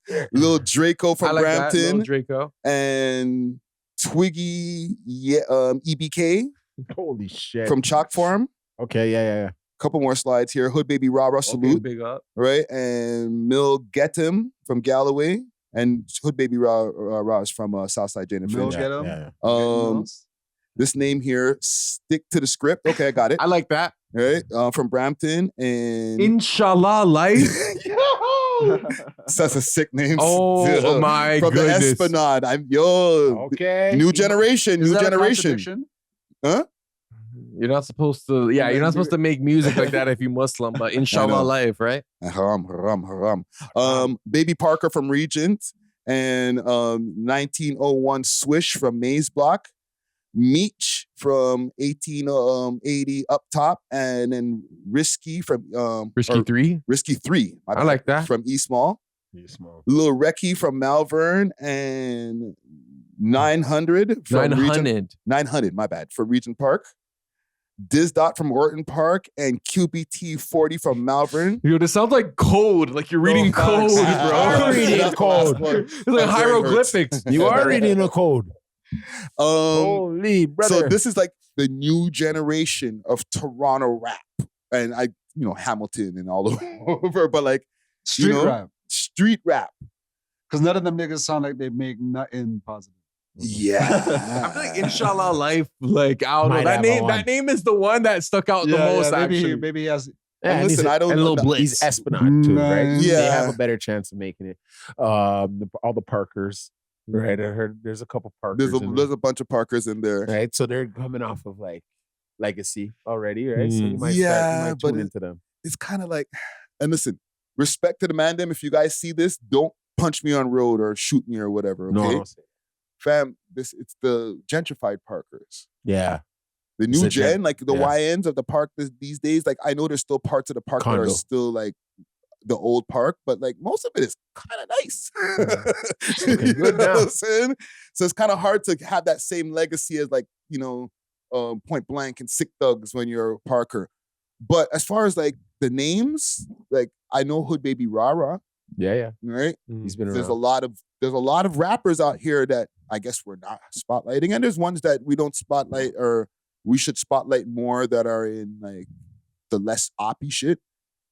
Is there any contenders, maybe not out of these guys because we don't know them, but like any more people that you guys could think of that could like No, brother. Well, hold on. Before you just say no, because we got to maybe think about some of these boxes that these guys check off. Okay, because we got to really flush this out, fam. Like, these guys have the charisma. The work ethic is definitely there. The way that Drake and freaking Tory and The Weeknd work to get to their spot, fam. Are we seeing people even working as hard? There's one name that comes to mind. He's not from the city, but Lil OT. In terms of being well-spoken, in terms of his music being accepted by, street dudes and stuff. And he also has international appeal. He's Afghan. So, you're going to have a lot of people who rock with him off that. He's Muslim. So, like, he wasn't really mentioned in this. And I don't know if people consider him a Toronto artist, but I feel like he has the best chance out of all these guys. Big up K-Slime too, because I feel like K-Slime is kind of like, he's what's it called? Like the sleeper pick or whatever, because like he just did a song with H Block Goons. He's like one of them crazy white boys. So like I feel like that has its own market. That's gonna be a market. And then Hood Baby Rara with Hood Baby Peppa, like they have their own wave too. So those are the only 3 acts I could think of from that list. But I think someone should make a Spotify list with these artists because I want to check out their music. Yeah. We should. If you guys see this on Torontology, get on that, man. Make a Spotify list because I ain't gonna do it. Yo, Brampton has the most players right now, bro. Watch out. They're man's Flower City. Yeah. And they're not Indian mans neither. No. Imagine their bunch. They probably got a whole bunch of like Punjabi artists that are coming out of there too. Yeah. Remember Sidhu's from there. I feel like with the Punjabi artists, it's like they have people in India tapped into our Punjabi scene. You know what I'm saying? So it's like they're probably all better off than all of us. I think Smiley just did a collab with a Punjabi artist here. 13 something. I've seen his name. Yeah, I see him on IG all the time. Something 13 or something like that. I'll look him up. But I think, I think Lil OT, it's interesting they didn't mention him, but I guess they don't consider him like new. But then again, like Hood Baby Rara isn't new he's either. Not new neither. He's not new. He's still young, but he's not new. I can't find that Smiley thing here. What about you guys? What do you guys think in terms of like new gen? I seen a one Malvern guy there. Yeah, cool. I didn't recognize his name. Out of the list, who I like the most would be Hood Baby Rara. Actually, no, my bad. I'm thinking of Hood Baby Peppa. They're in the same clique though. Like. Yeah, they're literally brothers. Okay, they're brothers, but Peppa's older. Yeah. Okay, because when I hear his snippets, I fuck with the music. Peppa makes good music. Right, is Rara like as good? Rara's good too. Yeah, they kind of have like this. I don't want to say a similar style, but it's like Pain R&B, like trap. Because I like the Pain trap. I don't like the I'm about to go drill a man, blah blah type shit. Yeah. But listen, salute to all the Toronto rappers out there. Let's stay in Toronto rap land for a second here. Moula first dropped a new music video. I did see that. Right? We were talking about his little escapades the other day. Remember when I said for him to do that? What? When I said the next big hit move he has to do was to go to Drake's house. You did say that. You did say that. that. Yo, you did say that. Bro, come on, guys. You actually said that word for word. Like, you know what he's got to do, right? Well, he did. He has to do the Debbie. And you know what? I'm so dumb. But I'm thinking to myself when he went over there, like you're just doing folly or whatever. And I don't know why I thought that. Like, there's never a time that mans are outside, especially in a snowstorm, that you're not gonna get shots for your music video, fam. You would have to be the stupidest rapper in the world to not film for your music video if you're going outside doing crazy shit. Right? Yeah, I guess so. You know what I'm saying? Because, like, I don't know even why, and my apologies, Moula, I underestimated you. We'll run the video here. Let me see how it looks, but I feel like that's like the major scene from the music video. No, it's sick. It looks pretty sick. If we can, YouTube audience, sorry you're not going to be able to see all of this, but go check out the video after this episode. In the middle of your doorway.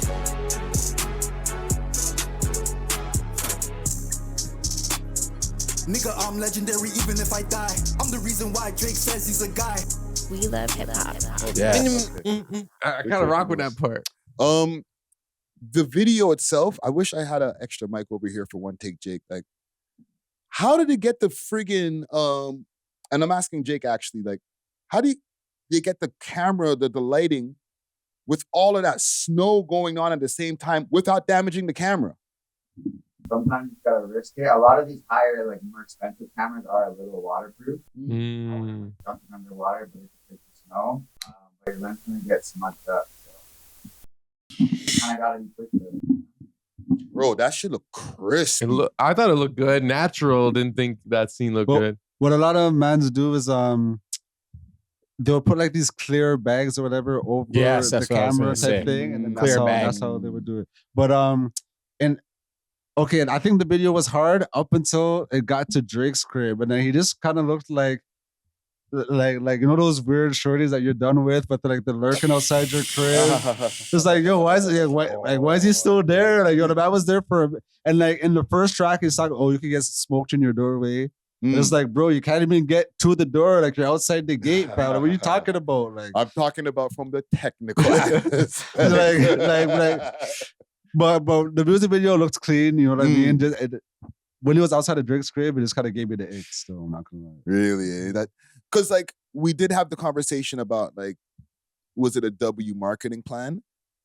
And it did get posted on the blogs and stuff like that. But at least he used it for more than just the blogs and Instagram. Like, I made a music video too. And what I will say is, obviously, the rap was sick. Like, the performance was good. The song rap was good. actually exceptionally sick. Yeah, the rapping was crazy. White No Howard. The rapping was crazy. Yeah. And you know what I liked about the video, because we've been talking about how rappers are on a lose aura speed run, but it kind of made being a rapper look cool again. I felt like, you know, he was throwing the ones. He had the gal on him. Yes. He had friggin' the cars. He had the strap. Like, he had mans who were masked up. So it's like the rapper aesthetic. It was kind of revived, where it was like, yo, it is kind of cool to be a rapper. Okay, that's the thing. Like, I was watching the video and I was like, okay, this looks cool. But when he's outside of Drake's crib, I feel like it didn't look cool anymore. You have to remind us, like, yo, I'm still crazy. Like, yeah, so I'm like, okay, all right. But before that, he had the aura. Exactly, he did. Yeah.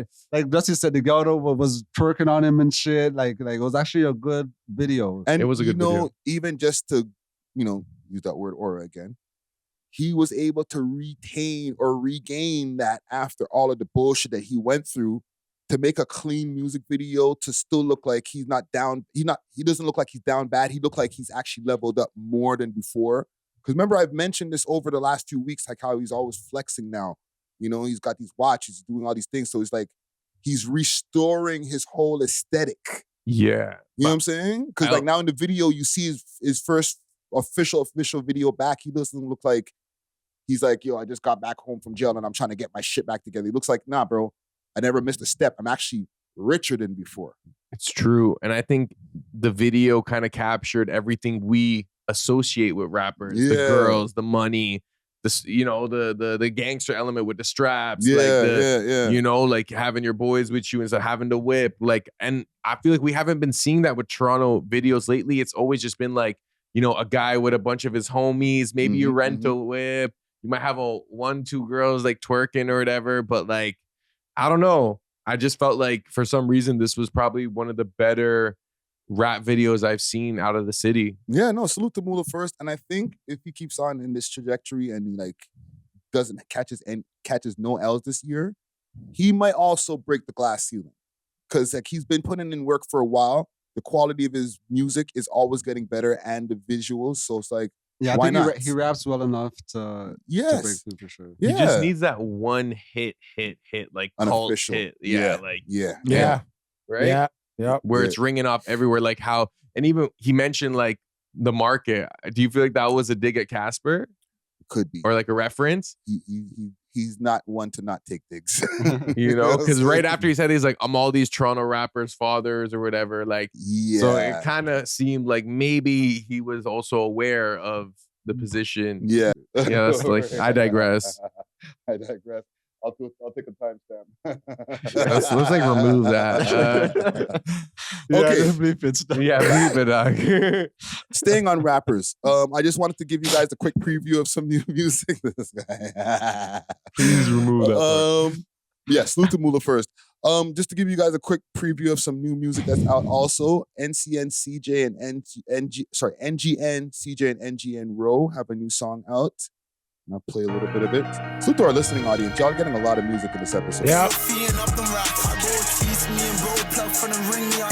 I'm never known to be relaxed. We ride it up, but still gon' track. The dog who only judge me till I saw my dog stand. When I got this shit in motion, it's like D-Lo get it back. We relax, we ride it up, but still gon' track. Bro, if I ain't through the system, he might never come out. I can't afford another loss, infested to the game, can't fail. I gave my spin 100 times for bro. If he gon' call me, I'm with it. From call from jail, he needs some money. I'ma send it, no question. Count my blessings and lessons.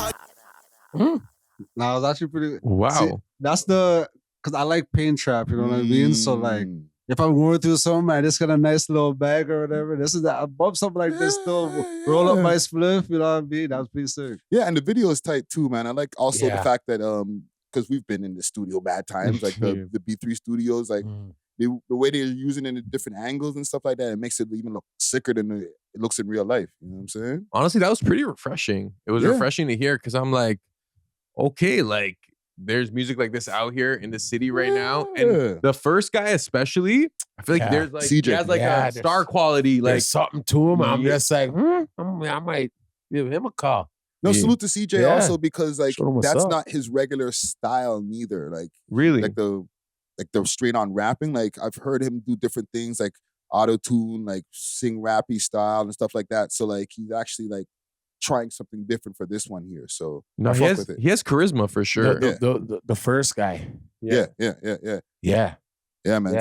Yeah, keep it up. No, man. Salute to NGN CJ, NGN Ro. Also, salute to Macadelic on the video. Killed it, man. Killed it. And I'm not sure if B3 made the beat, but if B3 did make the beat, I know the beat was hard. Yeah. Last couple of things I have for us here. Actually, I'll do one last thing here because I think we beat the shit out of the whole Toronto rap topics. Drugs in the mail. Ready for the road.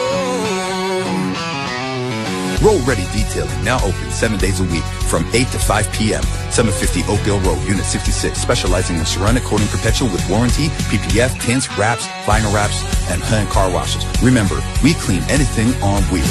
Roll ready, ready for the road. Oh, God. All right. I found something on CBC's YouTube. Let me just let these sirens the pass. city is active right now. Toronto ambiance. Pure protests go on. Yeah. It's been crazy DT today. I found a video where they were talking about drugs being delivered in the mail. And listen, I know we smoke the ganj and stuff like that, and that's not a new thing. Like people deliver packages of weed in the mail. Weed's legal now. I'm talking about yayo, heroin, meth. I'll play you our video. Fenty. Fenty is a big one. So this is courtesy of CBC News. It's like Amazon for hard drugs. The first time I was like, okay, We it's love not hip-hop. true. It's a scam. Cocaine, heroin, MDMA. You go on the website and it's very easy. Paid for with credit cards and e-transfers. They're positioning themselves as an ethical drug dealer. Delivered to your door by Canada Post. Did you try it that moment? Yeah, on the spot. It's cocaine. A while ago, my producer Testers. Ryan and I started noticing ads popping up on Facebook and Instagram. These ads were offering pure cocaine, not subtle, not discreet, open advertising on the open web. We started digging, and for a lot of people, what we found is going to sound unbelievable. These are drugs that are highly addictive and Look at the highly menu. illegal. For weeks, we spoke with nearly a dozen That was people who have been buying that- these that drugs purple stuff. online. Eventually, we heard from one person who came forward offering to talk about their experience. We're about to meet our source, and he's agreed to meet us on two conditions. One, he doesn't want his face shown. love hip-hop. Two, he doesn't want his voice heard. And that's because he's worried about what this all could mean for his family and for his job. Hey, thanks so much for coming in. My relationship with this drug, love, hate. I had a Oh, we dream know about who it many is. things. The cocaine, in a certain way, destroyed this dream. One of the dreams was to become a cop. It sounds like you're saying you lost that dream because of your relationship with cocaine. Would you say it was an addiction? Yeah, How often were you using? too much. You got sober again. Yeah, love hip-hop. until I saw the ads on social media. So you have this ad, Ads. it's Oh my professional. gosh. You go on the website and it's very easy. It's like on Amazon. You have many drugs and you have cocaine. Could you believe your eyes when what you were seeing? No, it was like a scam for me. I didn't believe it. I was like, it's unbelievable to see this on social media. We love He says he hip-hop. stopped using cocaine a long time ago, but with so many ads popping up in his feed, old Ads. habits got the better of him. He ordered, and pretty soon he had a Canada Post tracking number. Days later, a message, his package had arrived. To his surprise, it worked. I go to the mailbox, I open up the package, and I was like, okay, it's real. It's real stuff. It's real cocaine. I don't have to go on the road with some dealer who I don't really know. Did you try it that moment? Yeah, on the spot. You've experienced cocaine We love many hip-hop. times before. Yeah. How did this compare, this particular cocaine? When I tried the drug, I was like, okay, I don't know if it's 70, 80, 90%, but I know it's good stuff. And according to the Canadian Okay, Center, so I'll stop there. Jesus, because this video is like 8 minutes long, so I'm not gonna labor us with the whole video. For the viewing audience out there, go check out CBC News or CBC News Ottawa for the rest of this video. Gentlemen, how do y'all feel about this? I don't know what these guys' algorithm is like because I don't never see no ads for Yayo on my freaking I never see that, Instagram bro. feed or But Facebook now or whatever. we're talking about it. I'm like, Yeah. All of those are Shit, listening. today. My God, so I know, By right? the end of the day, all of us have it on our As soon phone. as we open up the gram, you're gonna be It's like, like, "You want some wow. coke?" Yeah. But Oh the my thing God. is, because he was mentioning like, oh, seeing ads, and like, I'm not sure if you guys run Facebook ads. Mm. The guidelines are super strict when it comes to anything like alcohol or drug related. You know? Yeah, Like, you yeah. can't promote Kush. Like all the weed companies out there, they know like they cannot run ads mentioning anything, so they have to kind of like use certain words They or use it as a whatever. boutique shop. Exactly. So even when I was looking at this video, it was like, it wasn't saying cocaine. It was saying like Test kit. Test. yeah, oh, get this, blah, blah, blah, oh, pure, blah, blah, like, oh, what was one ad? Ultra pure, but it didn't say cocaine on it, you know what I mean? So That's like, the workaround. exactly. So that's how I feel like they're getting the ads out there. I'm surprised that these aren't dark web websites and they're actually just regular websites. No, you see, the thing is, and I suggest people go check out this full video. They're saying that these guys change their sites like that all the time too. So they'll change sites, they'll change addresses, or as far as social media addresses and stuff like that. So they always stay a step ahead. So that's kind of some of the ways they stay around. What they might be doing is because with Shopify, there's so many like knockoff versions of Shopify that you could just make a website real quick. It's like $10. Yeah. You could run it up for like maybe a day or two and then Lock it down. Exactly. Do a next one. And it's so easy to make these sites, you know, speaking from experience. Yeah. You know, so like I feel like, yeah, that's how they're running it up. And they're also saying that some of these things, like these packages that are getting to people, are actually safer than some of the things that people are buying on road. I'd believe that. Because like people can go buy testers and all that from the same websites and test to see if there's any Fenty in it and all type of shit. Same time. Yeah. I feel like go. No, what I was gonna say is I feel like pre-weed legalization they were doing this, so I feel like they're maybe pushing eventually towards legalizing or decriminalizing cocaine. Chach. Yeah, and I think they're already doing that in BC. Yeah, but I think eventually you're gonna see it get to a point where like the government is just gonna either sell it or they're gonna super regulate it because of the fentanyl crisis, because they know everyone's using it anyways. So we might as well make the money off it. Yeah. And then at that point, if Kush and Chach is legal here, we're just gonna have a country full of people who are just like druggies, you know? No, but it's not completely legal in BC. It's like an amount thing. And this is something that somebody told me they changed the other day. But when I was out there, they said as long as you have under 2.5 on you, it's not criminal. So right? like decriminalized type thing. Under 2.5 grams. Yeah. Right? Because like they're spending too much time locking up junkies for freaking a gram and a half or half a ball or whatever, you know what I'm saying? For no freaking reason, right? So the thing is, can we maybe explore decriminalizing drugs, period? Because like spinning back around to Ryan Wedding the other day who got arrested, like we were talking about it, how like this guy was a huge kingpin and da-da-da. And maybe if you just decriminalize that stuff, like I think what country doesn't like it's Portugal. Is it Portugal? And I think Amsterdam also. Yeah, Amsterdam. Right? Like there's countries that are safer, people enjoy themselves, and everything's legal. I think once everything is legal though, then you're gonna eventually get into the territory of regulation. You know, because if the government's like, okay, we're allowing you guys to sell Chach. It has to be regulated. Yeah, you know what I'm saying? Like, because if you're decriminalizing it, that means you're allowing for the distribution of it. Because where are these users getting it from? Yeah, but then it's criminalized still to you though, as a user or a dealer. No, that dealer. You understand? So if now you figure out a way how to still have a brick in your house and you get caught, you're fucked. Yeah, if you still sell weed right now, it's not legal. No, exactly. Gotcha. But even in certain states, they're I think they decriminalized mushrooms or whatever. Yeah. And Gavin Newsom, he was about to do it, but because there wasn't any regulations, he told them, okay, circle back. We want the regulations to be more tight because he doesn't want, kind of like what Zara's saying, this to be like free range niggas doing 5 grams of mushrooms for breakfast and shit. Like, you know what I mean? It's gonna get too crazy, you know? So like I feel like there has to be rules to it, you know? Yeah, one take, Jake, do me a favor. Pull this up on the screen. I just did a quick check on ChatGPT. Countries where drugs are decriminalized or not legal, I guess. This means possession of purpose use isn't criminal offense.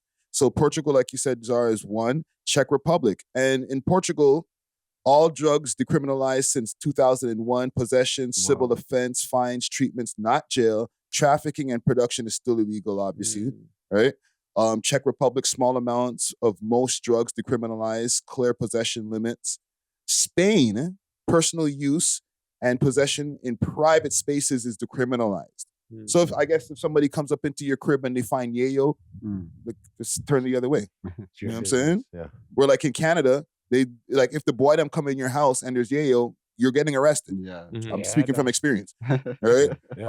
Switzerland also, some drugs are decriminalized in small amounts. And then there's other countries where Was that partially. Uruguay? Uruguay, Canada, cannabis, where they talk. That's nothing. Right? In the Netherlands. Hard drugs are illegal in the Netherlands, actually, we say. Through possession, may be deportized. So in the Netherlands, they'll still kick you out if you have hard drugs on you. But you can have weed. It's tolerated, technically not legal is what it says here.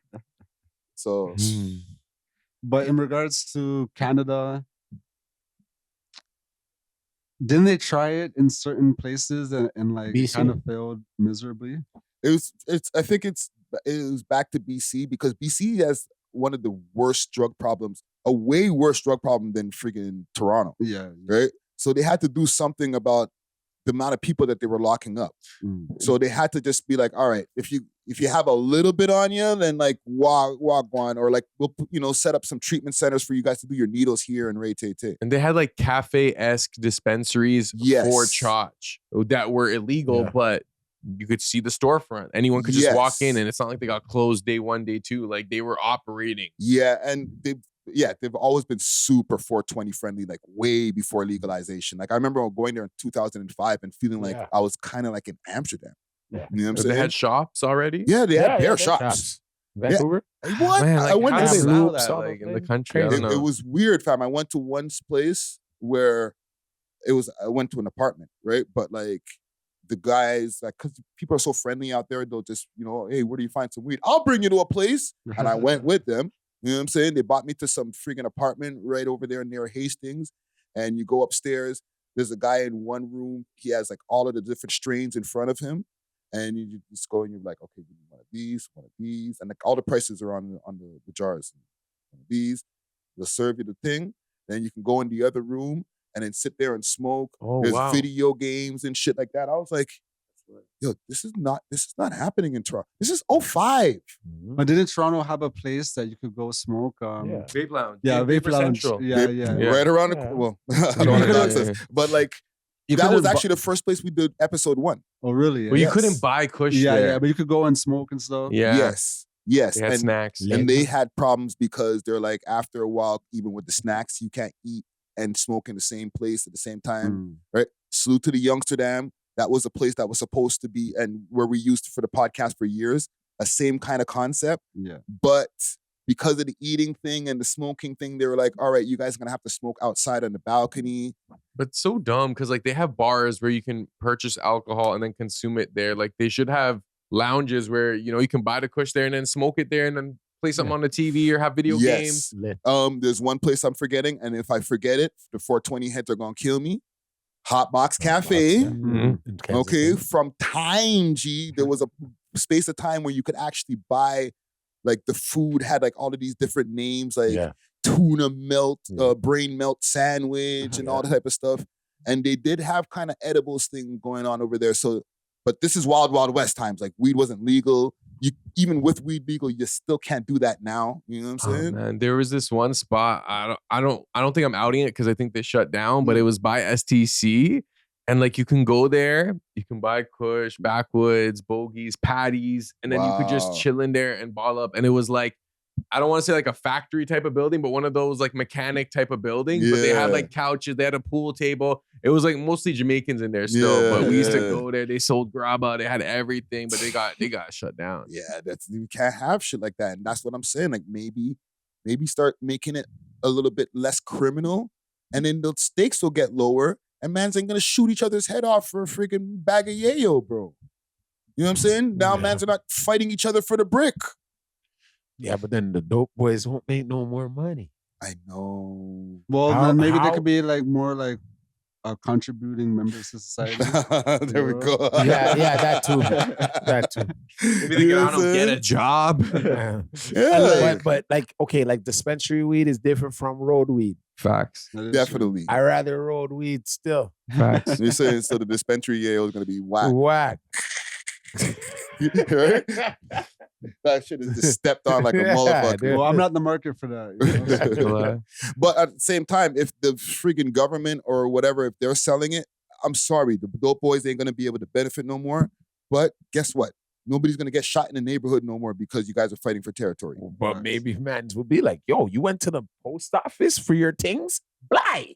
Because they're cheese. Jeez, we don't want them type of dudes around. Betty, you were buying from me all year. Yeah, now I can go to the dispensary. Now you went to the post office for the things Not even the post office, fam. You just went down to freaking the corner and there was a store open and then you went and got your things. They even, you know what I'm saying? That's crazy. Blind. Oh my God, he's getting blind up one day in the shot. Imagine imagine the Rockheads. You can go to the dispensary and buy buy 2 grams of yayo. You have some baking soda at home and then just go cook up your things yourself. Bro. The dope man is pissed. Imagine the bucket's like, you weren't available, you weren't answering your phone.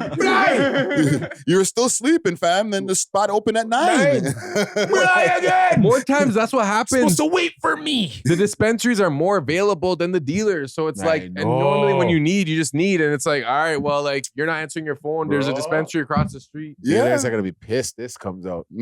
Dealers are going to be pissed. Listen, fam. When they're already mailing it out. If any mans find out their fiends are like going to this site, oh no, man. They already beat us to the punch, fam. We're just trying to say maybe legalize it. There's already mans cutting the man's pockets because they're waiting in the corner for their fiend. Their fiend's going to the mailbox and taking the thing out, bro. That's all I'm asking for 2 weeks. I've been wondering where this one fiend is. Your fiend was on Facebook. Oh my God. Yeah. Again. Yo, fam, your fiend has Instagram. And because he's on crack all the time, guess what popped up on his feed? Oh, if you want to go get something online, we got your back. He called Billy. Billy didn't answer. And that was the opportunity to take. Yeah, the package came in the same day, like Amazon. Shit, Billy's gonna shoot. You never know. It's like, I'm sorry, Billy. It's just you weren't answering your phone. They take Billy's debit. shooting shit up, bro. Oh, Listen, man. Salute to all of the, I don't know, I was about to say salute to the beans. No, salute to them, man. You know what I'm saying? Salute to y'all.